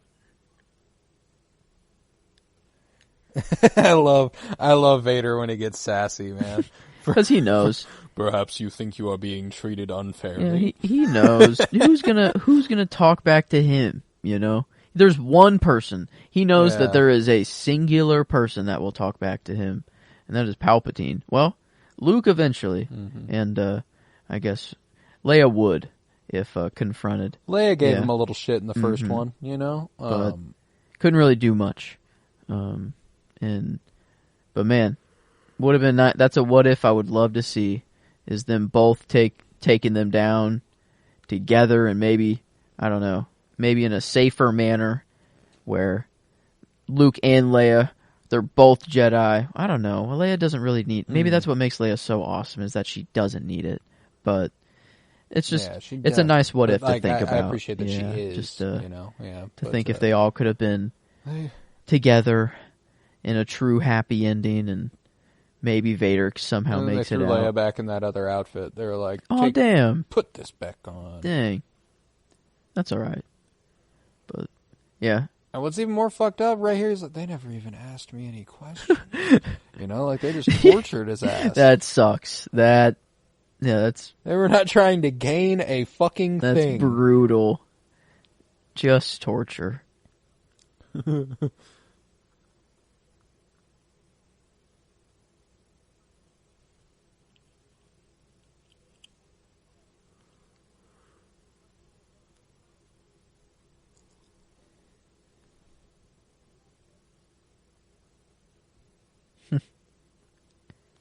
Yeah, I can't blame Han for being pissed, you know. I can't want it makes sense. And I appreciate that Lando's like, no, don't beat him. I fully deserved that.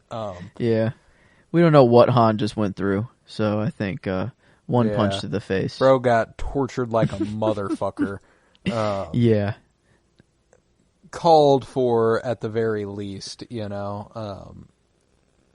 But yeah, I know I said I'd go with Billy D, but God, it's so hard to not go Carrie Fisher or Harrison Ford or Mark Hamill or, you know, anybody. Like, everybody's just performing at the top of their game, I feel like. Now, this is the actual best set piece in the entire saga. Come on. I think this is where the shot probably comes from. It has to. I mean, at least this room, one way or another. And I know it's where my shot comes from. This is almost a scene. I mean, anything from now on is a scene potential. I feel like I'm going complete normie status, because I went trench run for my scene last time, and I haven't nailed down my scene, and it's I don't know. I'm just going complete normie. But this one was the next closest one. Is eventually what goes down in that room. But man, I don't know. I feel like I'm just going to be picking like the climaxes every time, but I'm trying not to. But it's what I love of the movie kind of too much. I don't know. It's the memories I have. It's as a kid. That's all I remember. Like that's the shit right there. This is where my favorite scene starts, though. Okay. Okay. Good. So does Getting Love. This right here is my scene. I adore this sequence. I think that what Harrison Ford and Carrie Fisher do is top of the pops, baby. Like this is too fucking good. The lighting is beautiful. This is my shot right there. Them looking at each other with the smoke and the orange glow and everything. Chewie fighting back, and just such strong character work through this whole thing. And I think that it's just the perfect definition of showing us who Han really is. You know, that, you know, he might have been possessing a certain aura, but this is him. You know, and Leia, throughout the whole movie, Han's been trying to goad her into saying something about how she feels. And when she finally does, I know people always talk about the I know a little bit as like man, is that really the response? But yeah, it is. You know, she's telling him because she feels like she's missed every opportunity to. And he's just letting her know, I know. You know, like, you never needed to say it. You know, and I think that's...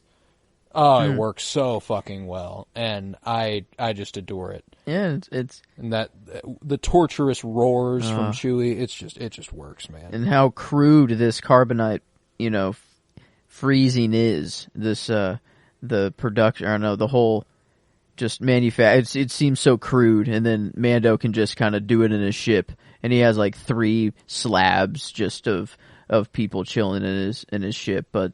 It felt like they didn't know if Han was even going to make it out of this. They were like, yeah, this isn't really set up for humans, you know. We don't usually do this, and it's, I don't know, you kind of know. I mean, I guess we don't. He's gone, he's done, but like it's he could be dead like right now, which is we don't know, and right. it's just what a moment. Well, and the behind the scenes fact that Harrison Ford like always wanted to die, he just kept wanting to get killed off. So like they put him in here just in case he wouldn't sign a contract to come back for a third movie. Good, a good workaround. Gave a, I don't know, made a great scene, and I'm glad you. No, yeah, it did. Like they made it heavy hitting, and gosh, him frozen in carbonite. That's just like, that's a horrific image. Like this was probably, growing up, this probably was the scariest Star Wars movie. Now that I think about it, like I hated seeing Han like that. It's all these fears that I will never encounter in my life, but they were instilled in me. I did not want to be on an ice planet and be attacked by a giant, I don't even know how tall, like 16 feet. No, that's probably a little bit too much for the, what is it, Wamba or Wampa. I knew, yeah, the B didn't sound right. Wampa, but in this, Darth Vader doesn't really help the nightmare fuel ever, and him just being so prominent. No, he's a freaky looking motherfucker. Yeah, it does not help. Yeah, and that's the choices Carrie Fisher makes in these moments are why I almost go with her too. Like the way that whole time she's just staring at him in horror on the ground there. It's perfect, man. Man, that's probably the coolest prop of all time, right?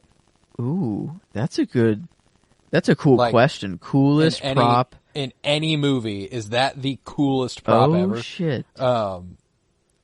Damn, that's a tough question. I mean, just in terms of scale and importance and the likeness of Harrison Ford on it, and like all of that's like the only other stuff I can even think of would be like a Batmobile, other iconic stuff. Batmobiles would be pretty. Yeah, that's pretty fucking cool. But that's just like that's just cool because it's a vehicle. I don't know, but like that's a car. Like there's something cool about crafting something that wouldn't exist in any other context. You know what I'm saying? Like the Ark of the Covenant in Raiders. That's an iconic. That's an iconic prop.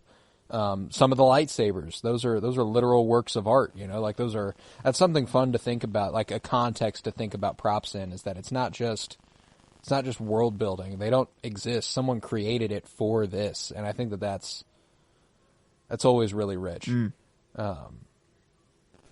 Man. The way troopers stand when they fire is always so goofy. No wonder they miss. Man, showing that though, like that shot, like just the how close the blaster fire got right to him. I don't know. I feel like that's not in a lot of other Star Wars movies. Like just showing the realness of it. I guess like just shit getting blown apart. But here we go. Like even that, look at that lighting, dude. Like that's fucking gorgeous. All according to plan. Obviously, the shot is when Vader's standing at the top of the stairs. And I love the delivery. The Force is with you, young Skywalker. But you are not a Jedi yet. He almost like hisses it. It's fucking cold, oh my God. dude. It's so fucking cold. James Earl Jones is too... You know what? Fuck it. I'm going James Earl Jones in this one. Yeah. That's, the voice performance he puts on is goddamn good, man. Damn, bro. Oh. Sorry, my dog barked. Man. That shot right there. God damn. How do you not That's the one. do it? That was the one that I was, I don't know. It's always been. That's always been the shot of the movie for me. And I think, I don't know, at least right now, I will go with it. There's one more potential that I'm waiting for, in eventually, that I'm curious if it'll we'll get there or not. But I don't think so. I think that'll have to be the one. See, and this is why I fuck with Lando. Ultimately being like, I'm going to figure out how to get us out of this. Lobot holding it down for him. That dude. Man, that headset, I don't know. I feel like I don't know. Why don't we have any technology that is sort of like that? Like why I guess it just doesn't make sense. Why not just put it on the top of your head? You know, I guess why go back there? But it just the fashion statement. I feel like we need something like a headphones that are just like that instead. But did Star Wars ever do that? Did they ever capitalize on making those toys?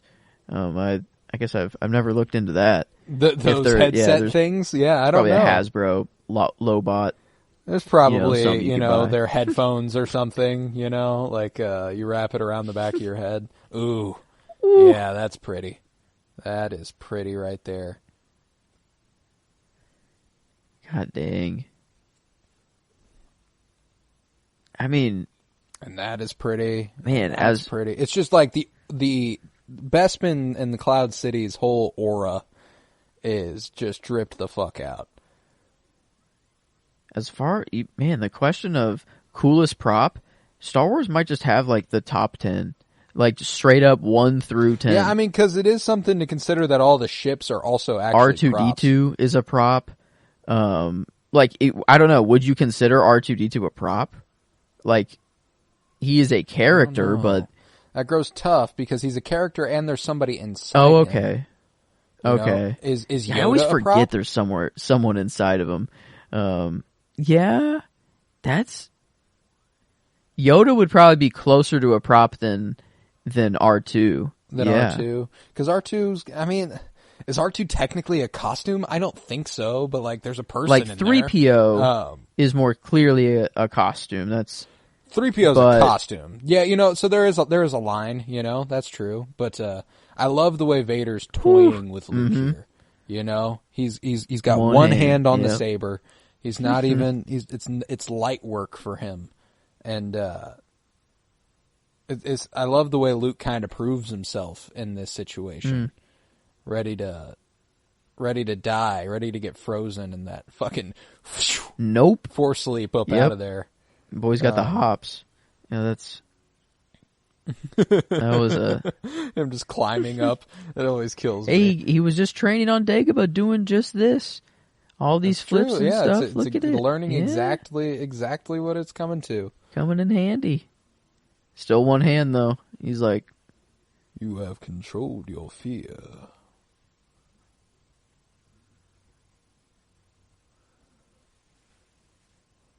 Yeah, seduction to the dark side has just grown to be something so interesting to me post-Acolyte.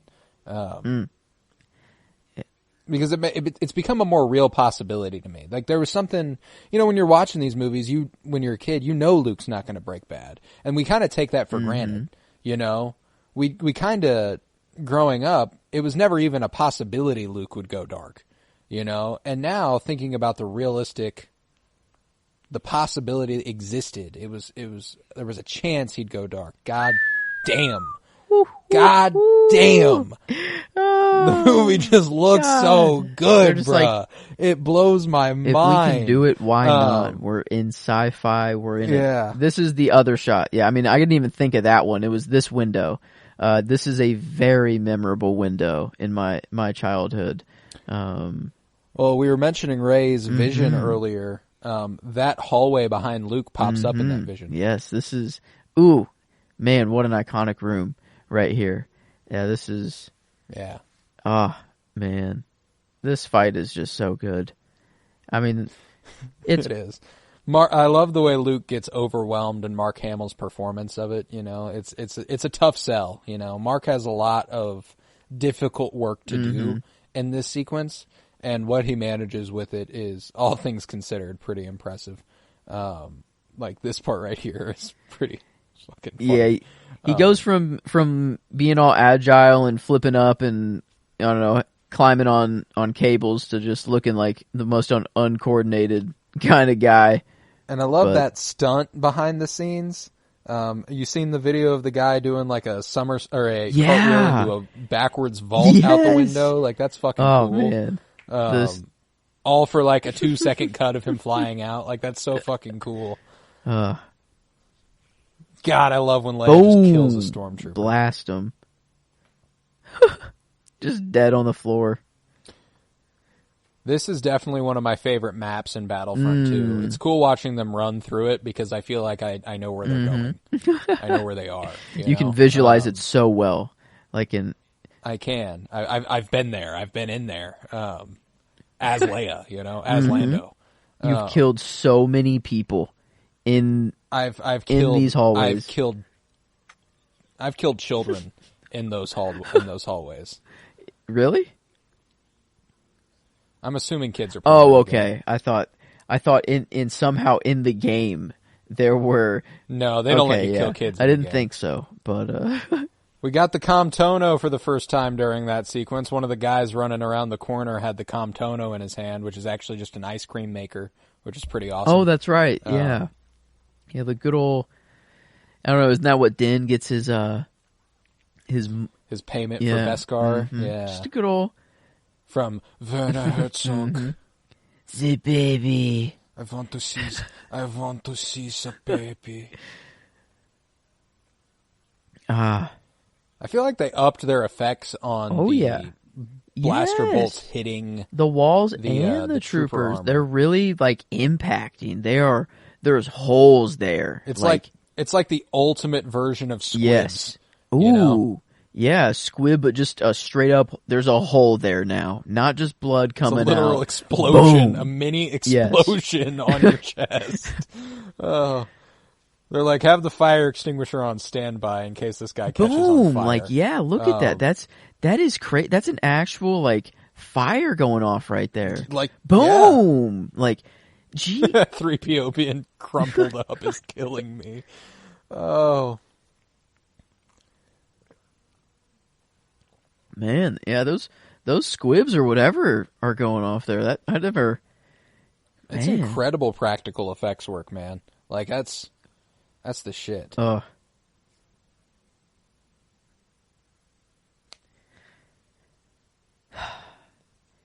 I a sucker for choosing this as my scene? Like.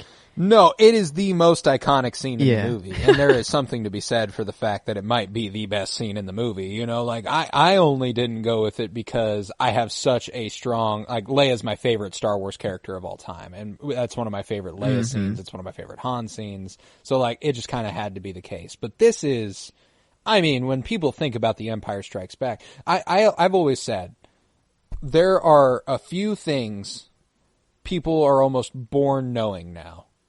And one of them is something people are not born knowing, which is who let the dogs out. Who. And the other one is that Darth Vader is Luke's dad. Yeah. Everybody fucking knows that. Who let the dogs out? Wow, that was not what I was expecting. But you're right. No, it is just born knowledge. But man, yeah, Vader kind of getting a little humbled there a little bit, but then quickly had to had to sit him down. Yeah, like he was like, all right, let's quit playing. It's like, all right, you lose your hand now. And obviously one of the best behind the scenes stories is that on set, the actor does not say, Luke, I'm your father. It's that on set, he says that Obi-Wan killed his father. And that it was revealed to everyone except George Lucas, James Earl Jones, and Luke Skywalker and Mark Hamill in that moment at the premiere that Vader said he was his father. Nobody knew that besides James Earl Jones, Mark Hamill, and George Lucas. That's whenever you have something like probably that, Lawrence Kasdan. That's just that's cool. You're building up something that's so cool that like. You want to keep that secretive. Like, it feels like the Game of Thrones, like the selective few that know how it all ends, and that's impossible. Yeah, dude. It's too I mean, there's some good. fucking beautiful shots during this too, man. Like Vader, there's a possibility Vader's never looked as good as he does in this room, you know? Like, God, the reflections just off his helmet. Don't know the power of the dark side.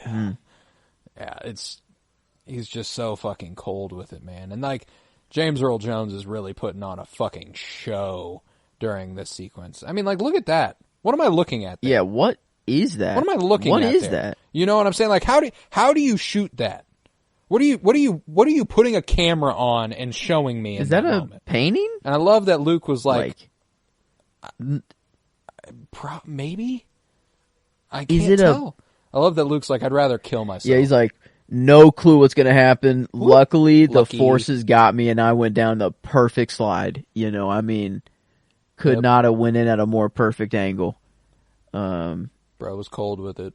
He's got the force on his side. I love the headcanon that Maz Kanata is like crawling around one of these little things, like fixing something, and catches the saber, and that's just how she got it. You think the hand came with it, or the hand like came apart? Hand sold separately. You think? I'm guessing, you know, like I doubt it. Maybe it rigor mortis on the saber, you know, but I imagine it probably. Yeah, it would just the nerves separate. That's true. It lets go and it falls at separate directions. You know, it's actually canon that Luke's hand is on Exegol. Oh, that's right. Yeah, and they use that's true. According to the comics, they use it for sciences and such. Just from Luke's hand alone is enough to create some beans, or I don't even know what it's used for. God. But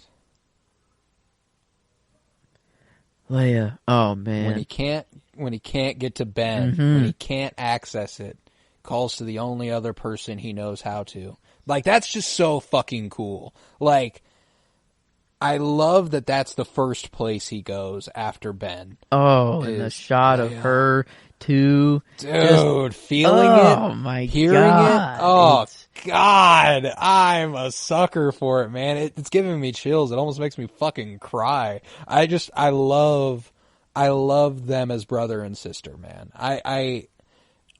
And I wish we would have gotten more of them knowing that. You know what I'm saying? I wish we got more of their friendship and their kinship and them spending time together. I think that's one of my favorite things about Jedi is that you feel them be friends. You feel them be family. They just go through so much turmoil together in the first two movies that they don't really have time to settle and do things, you know. But there's a little bit of that preparing for battle together and Jedi and stuff, and it just works. But yeah, I love the ending of this movie. We end on sort of a demoralizing note with that information. You know, Vader is Luke's father, and you know we lost. He lost his hand, and it's not like the rebels are on the run. Nothing's going our way, but there's still this sense of hope. They have something to look forward to. Han's gone, but they're going to Tatooine. They're going to find him. They're going to confront Jabba. It just maintains that spirit that Star Wars is so good at maintaining. That was a shot there too. Good, just coming up the elevator to come get Luke. Man, Luke, yeah, really just like, all right, finally I can let go. He's like, man, this is gonna hurt when I land on the Falcon, but god dang, like, yeah, I would. Ooh, homie's been through. No worse than losing a hand. Yeah, homie has been through it today. Yeah, look at that, man. Like, shit. Eesh, he's not looking good. No. Not looking good at all. But man. Yeah, definitely Lando not the happy ending. Like blowing up a Death Star, that you get in the victory big celebration. Parade, yeah, no, you this, know. But we got another movie coming that gives we got that coming, you know. We'll get another one of those. But man, the man, only with one little scar, and it was just to his like. I felt like it looked like his shoulder. Yeah, just a little boop. He'll get that scuffed out, no problem. Was that another kiss there? Was that I didn't. I don't know. It looked like a little. Maybe a kiss on the forehead. Smooch. I think like a. if your people fix the hyperdrive. It's not fair. It's not my fault. Yep. Nope. The look that they give him kills me. They told me they fixed it. I trusted them. It's not my fault. I love Billy D, man. I love him. He is so fucking good. Oh, it just works.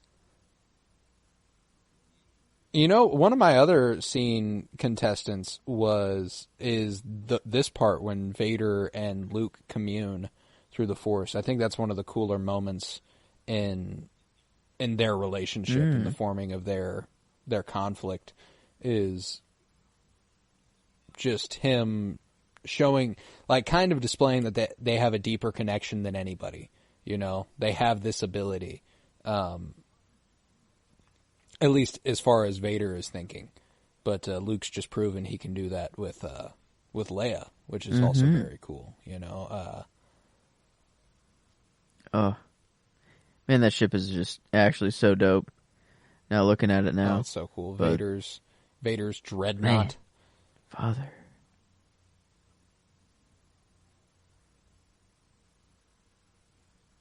Why didn't you tell me? Yeah, like, I can't blame him, you know? I'd be like, what the fuck, man? Couldn't tell me my dad was an evil motherfucker? Yeah, that's... seems like big news. So what I told you was true from a certain point of view. I love the way that's recontextualized in Obi-Wan Kenobi whenever he's like, you didn't kill Anakin Skywalker. I did. You know? Man, I need to rewatch that show. I do too, man. I need to give it another shake. Because I already really liked it, but I feel like I could really get behind it at this point. At least I hope so.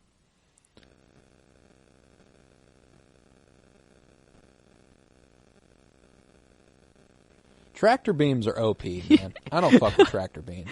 Yeah, there's no equivalent of that because that's just a cheat code, man. Like, what do you mean? Damn. I mean, it's like a lasso. But in space and it's invisible and it's just, nope, we have you. But I love Admiral Piet stepping up like, oh my god, I'm gonna fucking die. I'm gonna fucking die. Oh my god, I'm gonna fucking die. Yeah. Look at that. Look at the robes there when he pushes his cape back and he walks down the aisle. I think it just looks so fucking clean.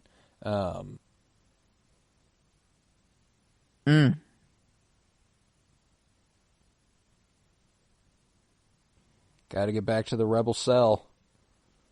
I appreciate that even after all of it, this whole scene really takes on a really hopeful sheen. Yeah, it is a nice, relaxing breath of fresh air, finally. Like it is, we're not running anymore. We're not, I don't know, we're just flying, yeah, we're man. just taking a with breather. The good people. We're going to go find Han, and we're going to do our thing, you know? And that's the other thing, too, that I think is cool, you know? I love whenever they set the mission aside temporarily to fix their family back up.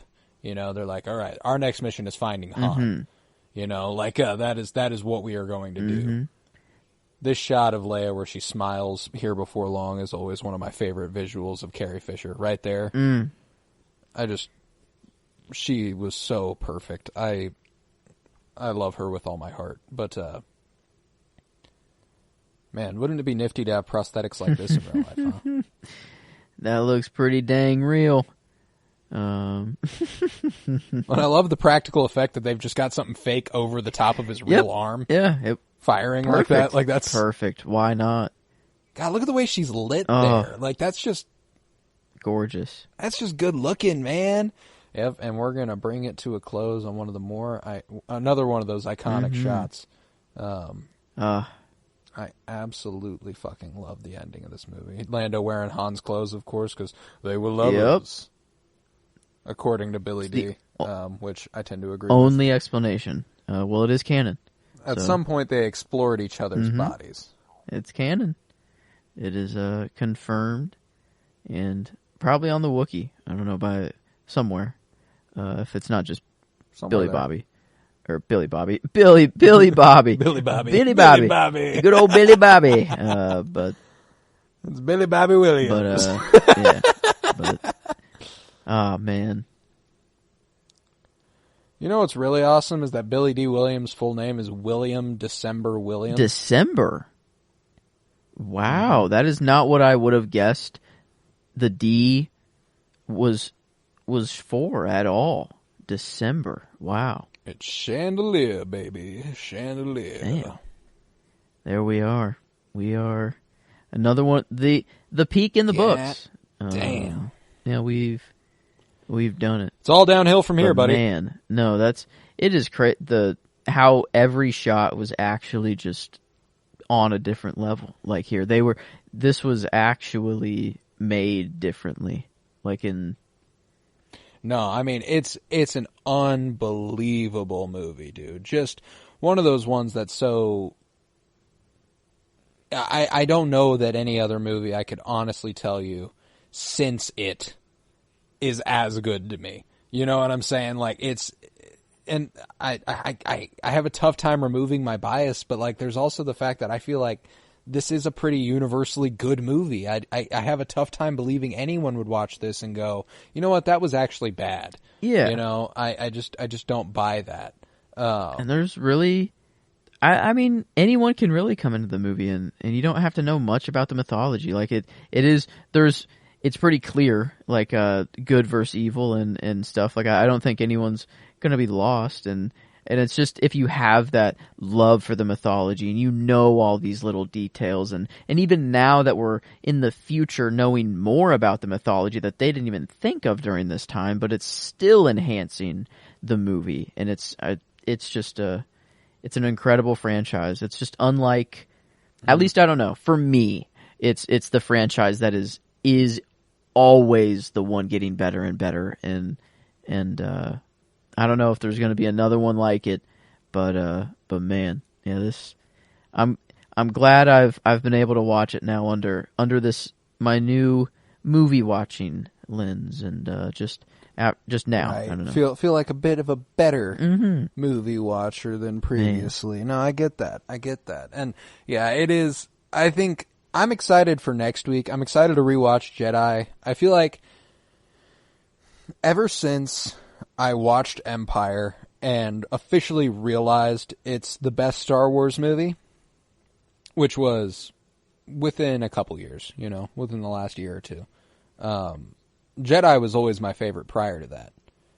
And I imagine, like, I know I'll still love the events, but I wonder how much it will stick out back to back watching this movie and the next movie doing this, how much it's just not as good. I wonder if it will stick out, and I'm excited to find out. But yeah, I think we can safely call that 10s across the board, huh? Yeah, no, I'm there. Yeah, the good old Letterboxd will get a 5-star, no problem. As pretty much I think every Star Wars movie is. I got to log that. Yeah. I don't know if I'll ever give any Star Wars movie not a 5-star, but this one actually deserves it fully. No doubt about it, and the 10 for the actual rating. Yes, I'm there. So, but man, seems easy enough for me. I think that's where I'm at. Yeah, that shit. I can't believe how good that fucking movie is, man. But yeah, with that, I'll do the plugs real quick. If you would, head to Twitter, follow at Cinementalists, as it's spelt in the episode title there. That'll give you any updates on what we're about to be doing, what all we're doing in the future, what we might be doing week to week, other movie stuff. You can follow at Penny Bloom Pod, which is our main flagship show. We're having a lot of fun over there. We are also doing Fulcrum, a Star Wars podcast. That is the most important for those of you tuning into this. I know you fuck with Star Wars. We are rewatching Star Wars Rebels. You gotta go check it out. You gotta watch Star Wars Rebels with us. We are having a grand old time. We've put in quite a lot of work over there. You ought to catch up with us. But yeah, with that, I believe we will conclude this episode of The Cinementalists. Make sure you leave a 5-star rate and review wherever you might be listening. We would appreciate it greatly. Share us with one friend, you know? You got a Star Wars friend out there. I know you have a Star Wars friend. Everybody has a Star Wars friend. You know, even if you don't get it quite. You're like, I don't know. Show it. Show them this. Show them this. They'll appreciate it. Yeah. With that, we'll be back next week with the live commentary of Return of the Jedi to seal off the original trilogy. I was Colton Robertson. I was joined by Joseph George. Thank you very much, homie. Oh, thank you for having me. It's always a pleasure to be here. Oh, and it's always a pleasure to have you. And make sure you come back next week because there is another.